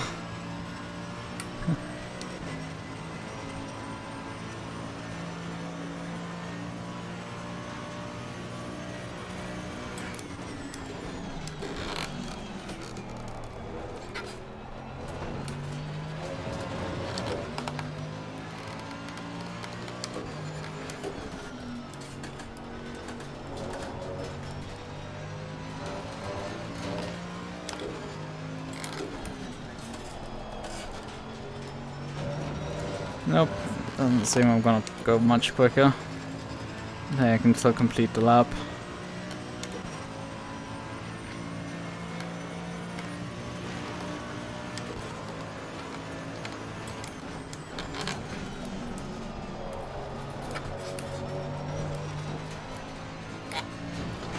Ah. That was a bit much gravel.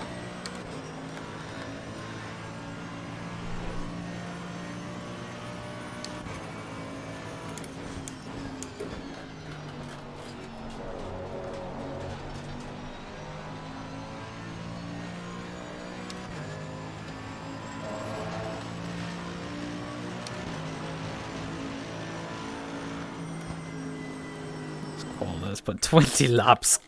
Gosh, damn it. That is a bit trialed. Okay. Hello, keyboard. Would you kindly wake up finally? Ah. You decided that you wanted to change focus. Okay, well then, timetables. I'm not sure what will happen if I press F12 on my keyboard. So I'm gonna break everything in the process. So that's a screenshot, but what did it screenshot? Shall we find out? Nothing! It screenshot the screen, but it didn't screenshot the VR view. That makes the screenshot relatively pointless, frankly. And what we're gonna do is just swap into AC mode and just capture it that way. Because there we have it. There's the lap time that we need. Should be on screen completely. Yeah. Right.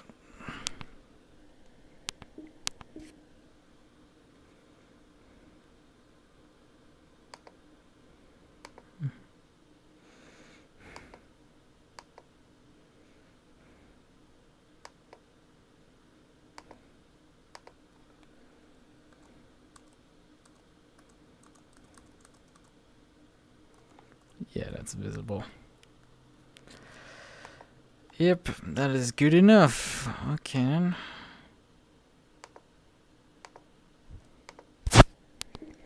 We can swap to the next objective, and that is going to COTA.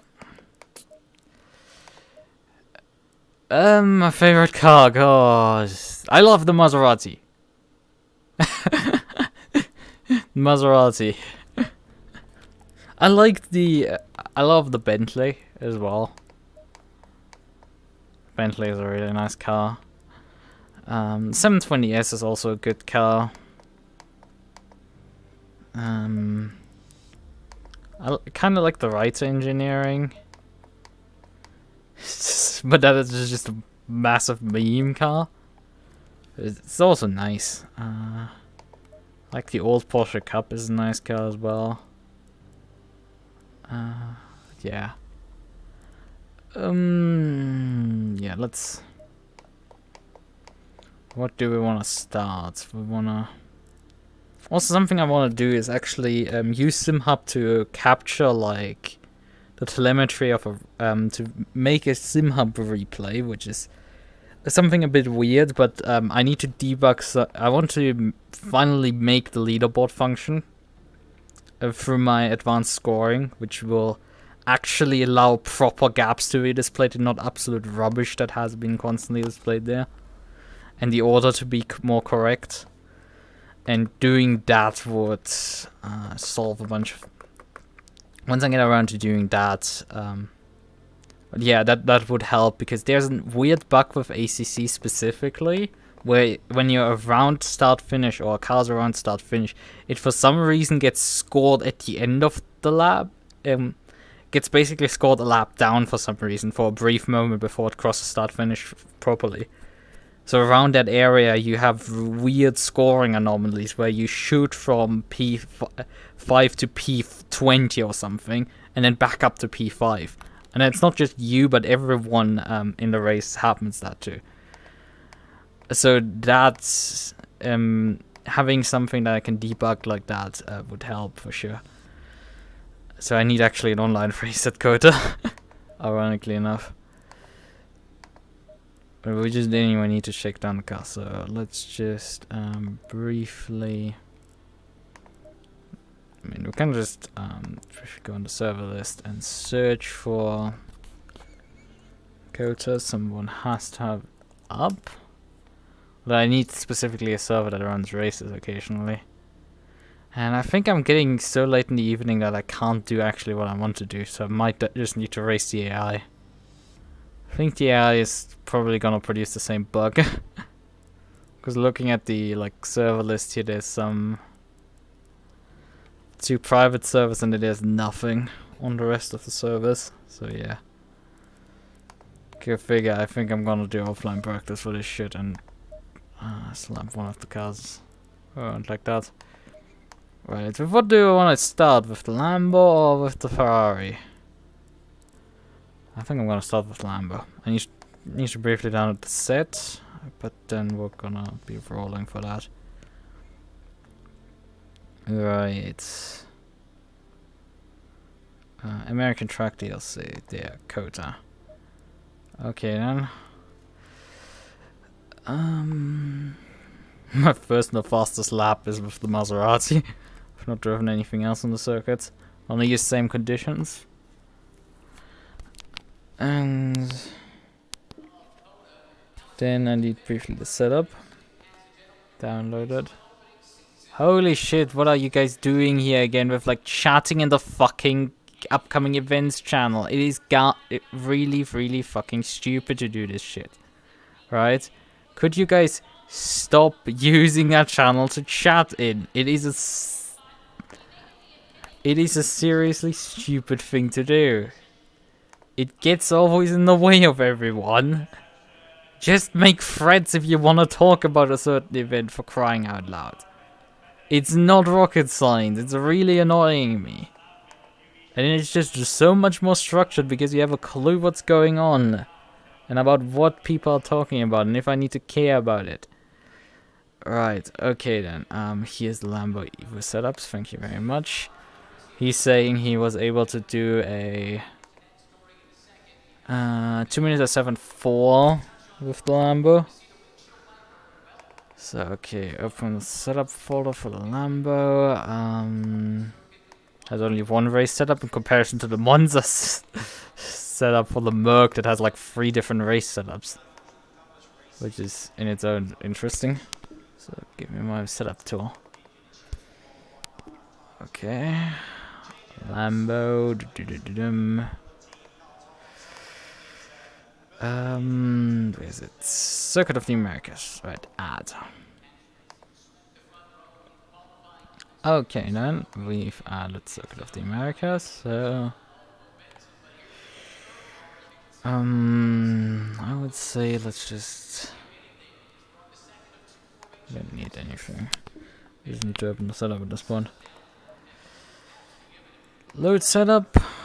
There, load. So pressures look okay. Brake ducts look okay. Reeling max as always. Full fuel tank. I think that's we're gonna do practice laps here on 65 liters. Tires at 1. We don't want to lock telemetry. Thank you very much. Brake size probably gonna be fine. And yeah, it could. Fair enough. Fair enough. I do have a.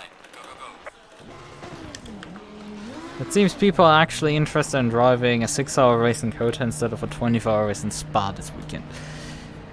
So that's fine.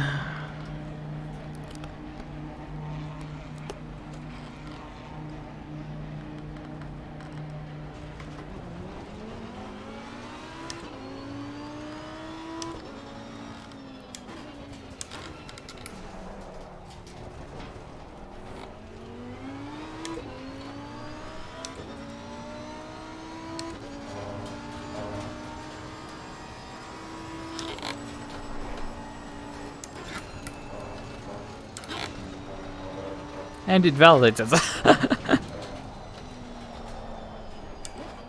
Has a lot of honesty, I have to say. Set up immediately. Have to wait a lot for the front end to do the turning. But it is at times twitchy, so don't discount the car completely.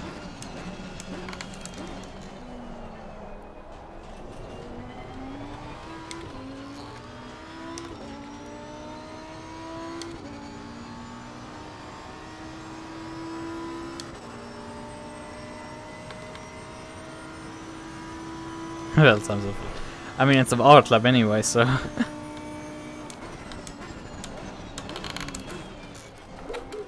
That's a bit early on the brakes. Ouch. Okay.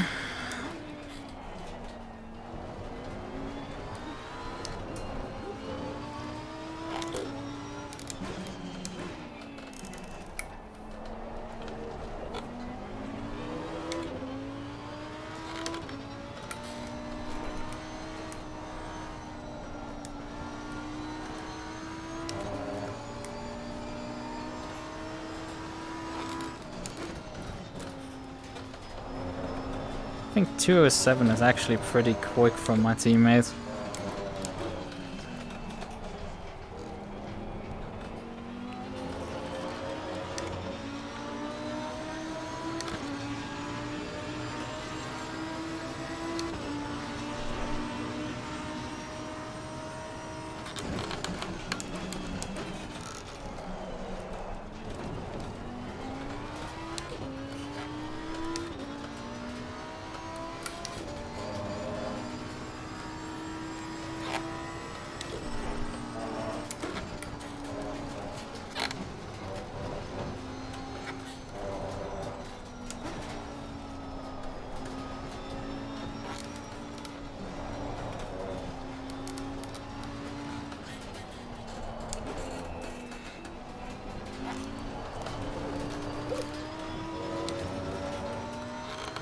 I mean, at least in this case, I don't need to put valid laps in, I just need to get an idea of the car's performance.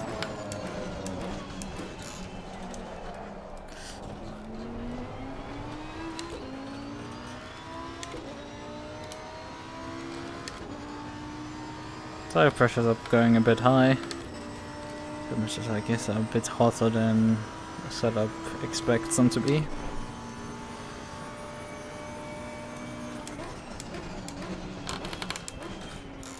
And I'm too early on the brakes again.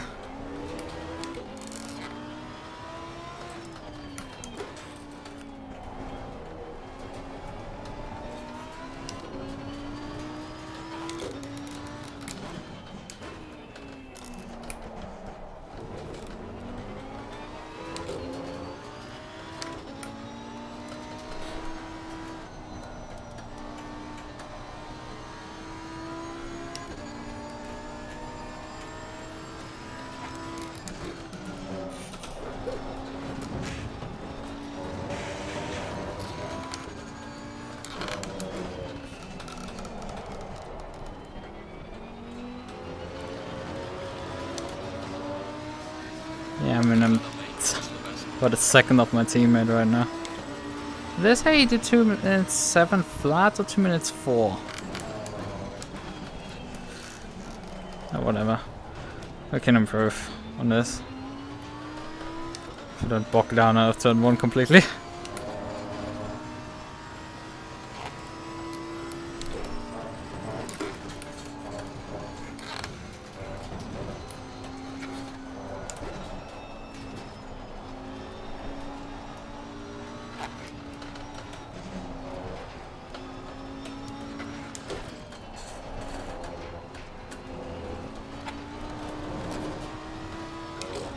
Oh, I got invalidated there.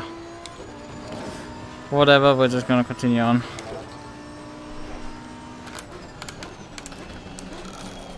Ah, I missed the apex again completely. Something smelling like it's burned. Somebody left their stove on. Burned something, that's what it smells like. Oh wait! Isn't it the smell of... No, this... Because wet grass for some reason does smell...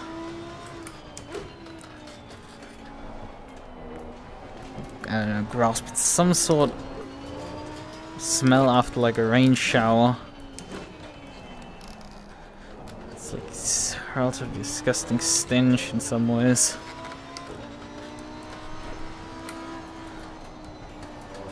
I'm misidentifying something. Something this town may cause that. Some weird plant or something, who knows. But anyway, that can smell an odd way. Obviously not like something burns. And the brakes smell like...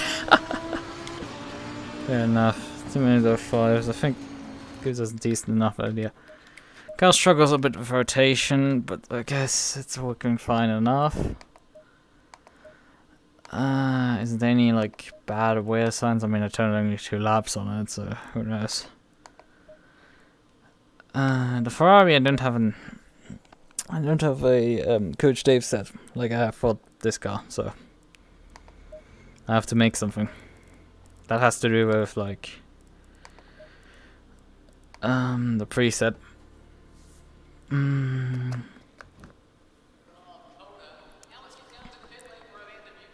Or maybe like some bug burned itself on a lamp.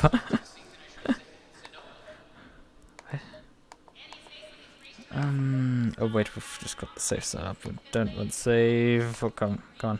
Aggressive. Thank you. Pressure seems to be okay. Brake duct seems to be okay. Interesting enough, the right height on the rear is the same as the right height on the front leg. Is that common on the Ferrari? I don't think that's a particularly great setup decision. Usual shenanigans with low bump stop range on the front, high bump stop range on the rear. Usual default stuff. A very low amount of anti-roll bar on the back. Like 2, and you have like 49 clicks of anti-roll bar and there's 2 clicks in the rear. There's 27 in the front. Yes, that car has a bit many anti-roll bar adjustments. In case you haven't noticed. ECU map 3? Hold on. I don't think that is right. Let me briefly get the ECU map guide out. That sounds like terrible idea. Okay, 488, where's the 488 Evo? There's just the 488, where's the Evo? Evo. I'm pretty sure the Evo should be also listed. Somewhere. Lambo, Honda, Ferrari 488, BMW, Bentley. I guess we don't have a 488 Evo then. And list, okay. So 3, a bit slower, normal fuel consumption. Is not even the fastest fuel map on the default fucking preset aggressive one. What the fuck, Kunos? Like, you just screw people over when they put the car on, and there's a stupid amount of tow on the rear. Like, 0.2 degrees of tow, let's neutralize that a bit.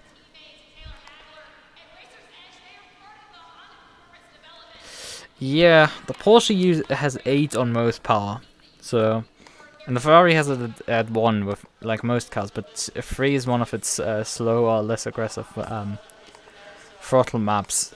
Which, fair enough to use a less aggressive throttle map, but still, like, I would like full power on my aggressive preset, right? I would expect my aggressive preset to give me full power and not to cut my power down. It just shouldn't happen. Have that on the save. I don't care. That's fine. But like, don't have it on the aggressive preset. I'm also noticing my overlay is kind of like going over the center screen a bit. The overlay usually is.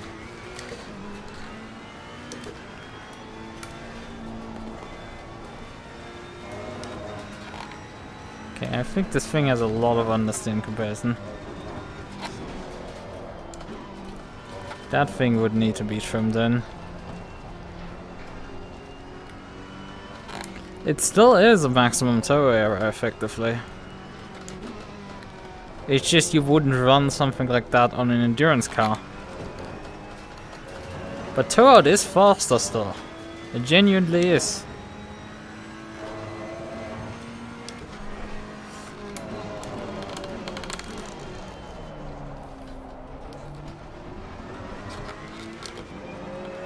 Although I don't know if the Ferrari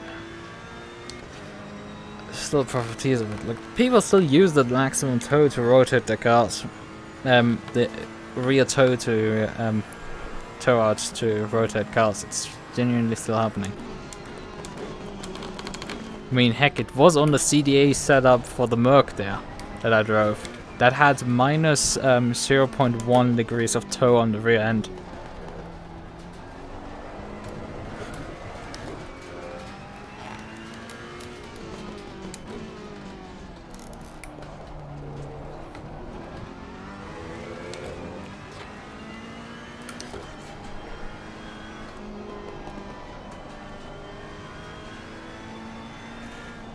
Oh god, there's so much understeer on this car.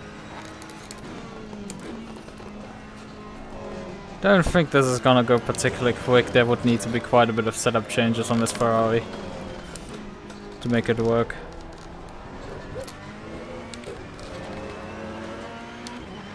And it's a cool little car, but it's just, its setup is awful.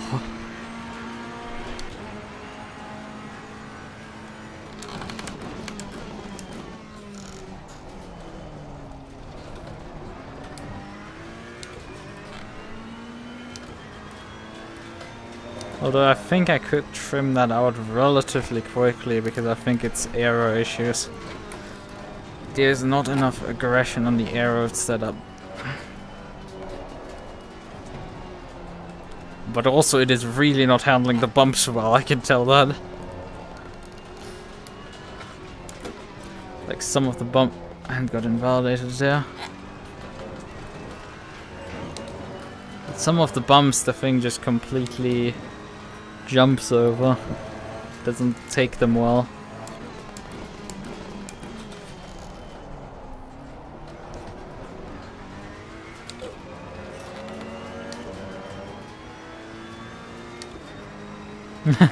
Chuck it into the Ferrari.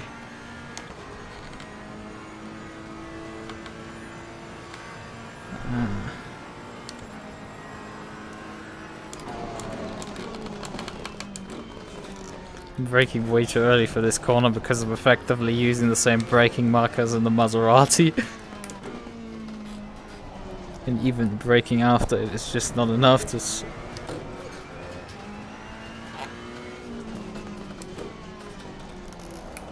Question is, how much slower is this thing gonna go than the Lambo, which had a decent setup on it. But I was already like complaining slightly of understeer on that car. This Ferrari is definitely struggling more than that.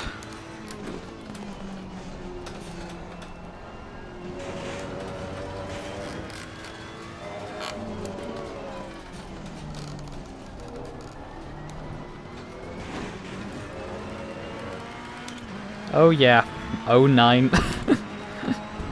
091. Yeah, we would have to do some decent setup work on this thing to get it to compare to the Lambo. I think it's not impossible, but it's just... No, it's work.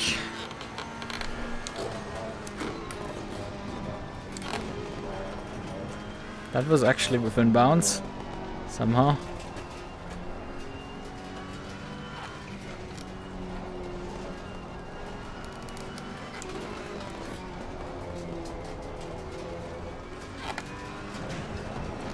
Oh, that isn't, definitely. Let's just continue on. Yeah, the 09.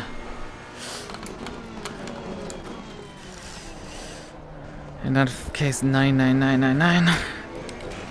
Hello, could I kindly exit the corner without trying to get murdered? Thank you very much.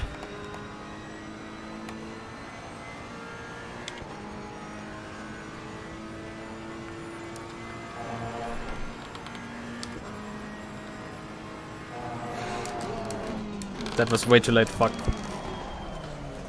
I broke a complete braking marker later than I should have.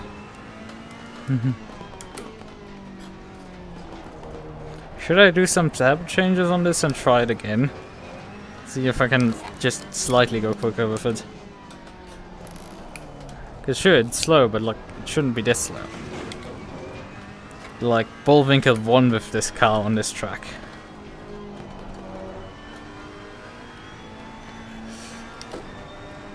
Let's not dismiss this car completely in an instant. Granted, Bullwinkle is an alien, but like... There's so much earthly nailing can do, and while he... Fuck me. Well, he did sit on 400. Setup drift.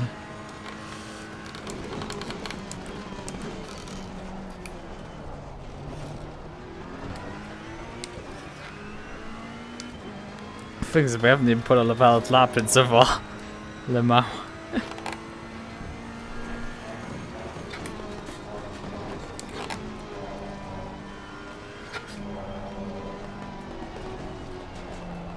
Yeah, this thing bounces too hard over the bumps here.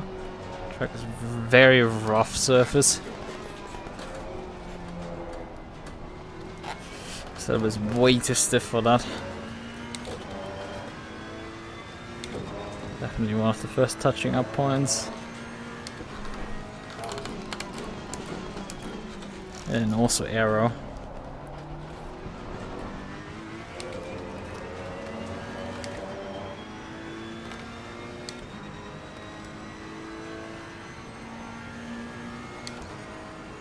Tire pressures are at least about right.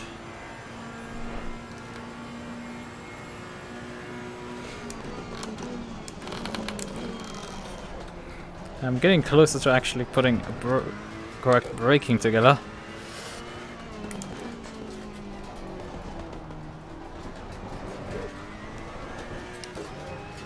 Well, the car is definitely at times really struggling for some reason to put the power down.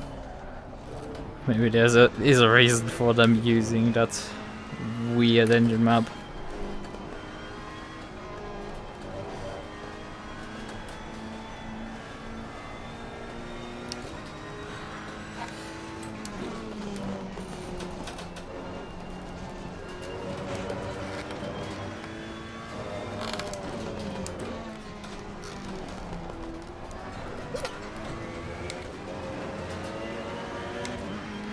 Oh, 86. So it's immediately a second off.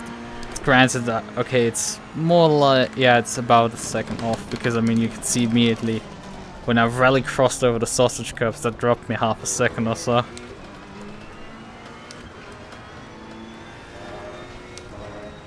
But still, that is a substantial amount of time considering the Lambo is also not perfect.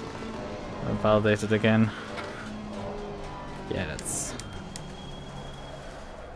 Let's pull over with this. Maybe take a brief look at the setup again. So... There's not much toe on the front. What do we have in terms of... Yeah, the springs are nearly maxed on the front. Why am I surprised this thing can't, like, take a curb? Because it has so much fucking stiffness in the front. It's unbelievable. Soften the front suspension immediately. The rear is relatively soft, so that's already fine. Maybe also raise the front ride height, raise the rear by quite a bit up, I would say. Take some rear wing out of it.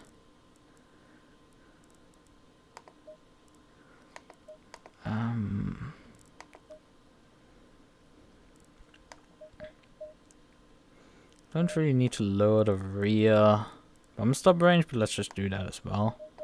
It's something I usually do as well. Can also stiffen up the rear anti-roll bar a bit. Soften the front up a bit. Brakes are fine, I would say. The TC and ABS map are all at 4. Interesting that it just can't stop itself from trying to wheel spin itself out of control. Maybe run slide a bit, toe out on the rear. Nah, it was at the time struggling to get the car pointed out of the corner, so let's just try and actually keep the toe. Maybe, however, more toe out on the front. So, right, okay. Let's just see how the car performs now.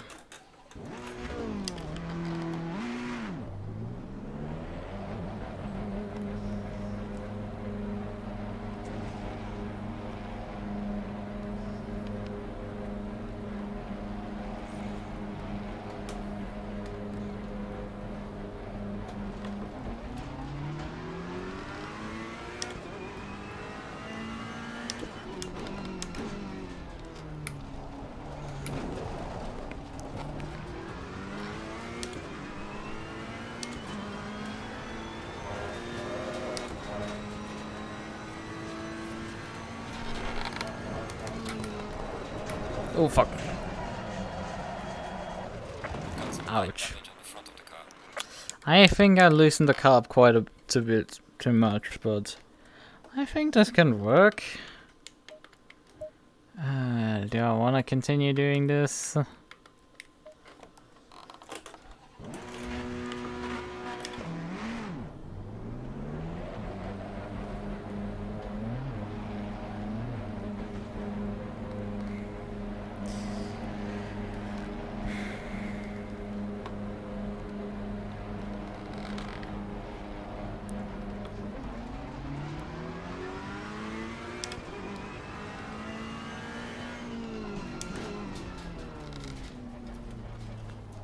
Yeah, see you around. I will probably finish this run and then call it also. This is the last thing I needed to do.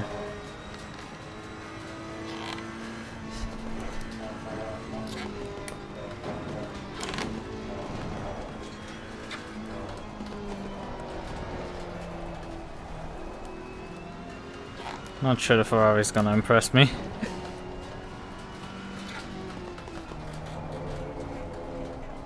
Although I think I've now finally made the car able to take bumps.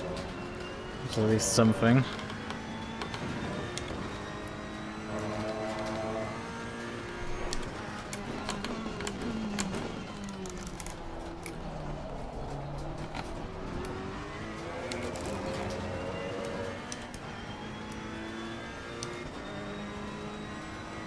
I mean, I've been live for nearly, I think, 4 hours at this point. It's been really like, the race wasn't 1.5 hours and qualifying and stuff, but like half of the stream now has been me fapping around with everything else. So yeah.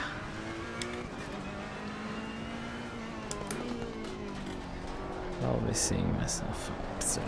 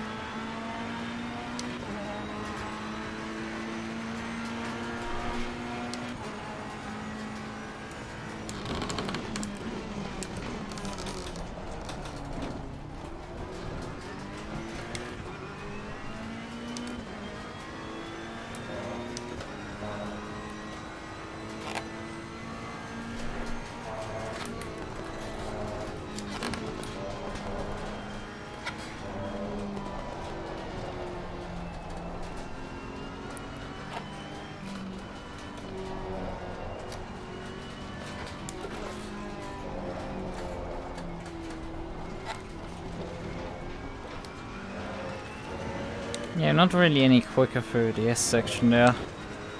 I mean, I botched it up at the end there, but before that it wasn't going up anyway.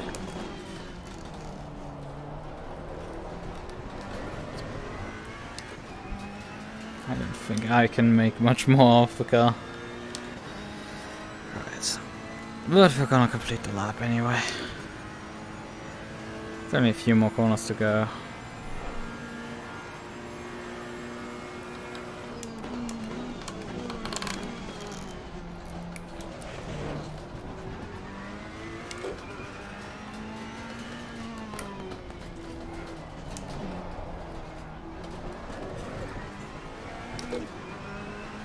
Guess the car doesn't like to be in first gear or something, acceleration.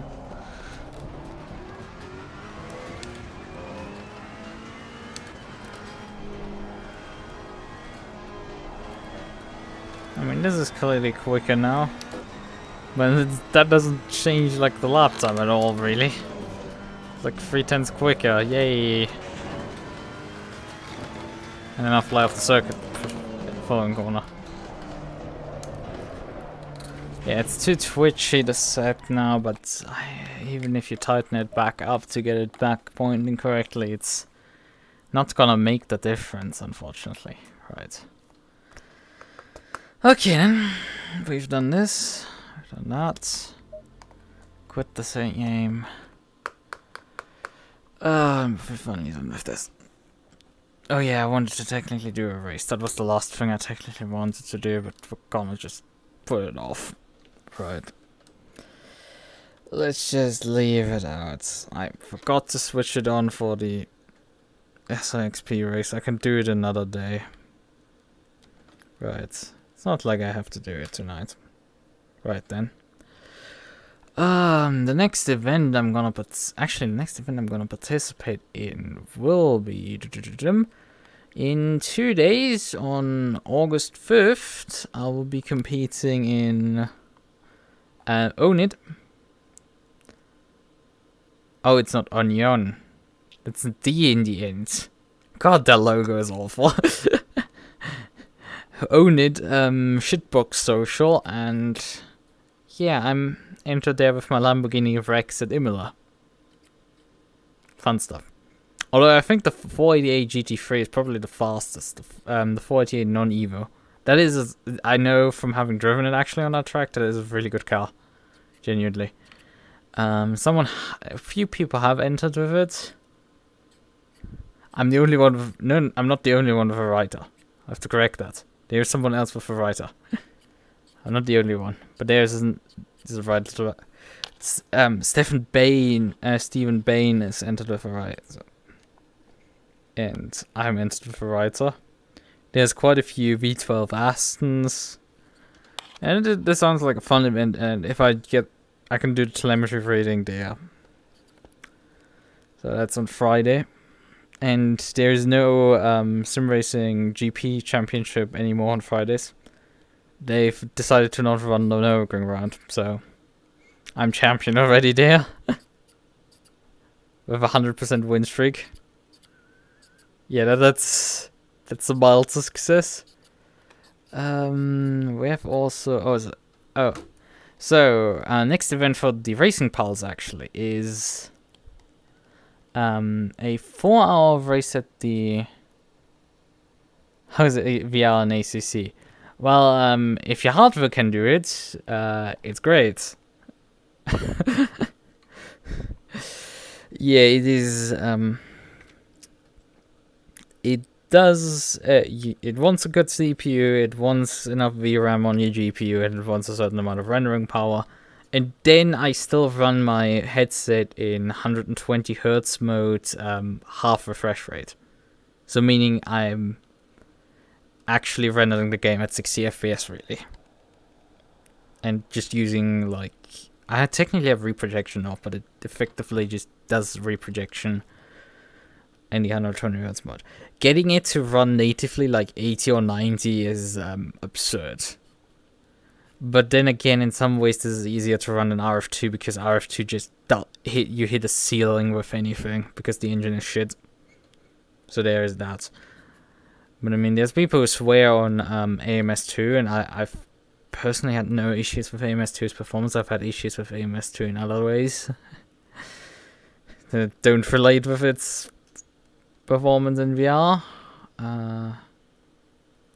But I think I'm also forcing AMS2 to the same mode just for convenience sake. Yeah, it is in a sense what it is. But yeah, I mean, I love driving in VR. I drive basically only in VR because I don't have a screen in front of my rig.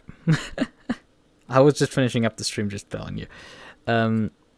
So yeah, I don't know what to say. It's like I like it. Been doing it for a while. It works well enough.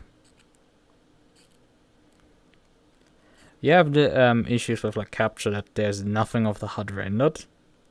That none of the menus and anything gets rendered, which is a slight issue. Certain things.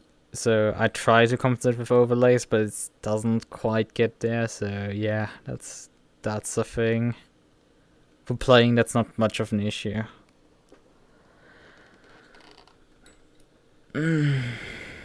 Right. I think that is comprehensive for you. I wanted to look racing pals. 3rd of September. Well, that's probably gonna collide with something. Unfortunately, that race. Hungaroring, GT3, GT4. 4-hour race, solo and multi-driver. Right. And also, its practice session starts 18 BST. 18. No, what am I reading? 16 BST, which means 17 CEST, which means, yeah, that I needed co-driver for doing that one so I can actually do it. Otherwise, I'm running into dinner there, and that's not particularly productive. So unfortunately, I feel like I might not be able to do that one. I've been pinged on the SRXP Discord. I need to check that out. Right. I've been running for, God, 4 hours now. And the race was only... Like, the event was done like 2 hours ago nearly, so let's get this done here. Bye-bye.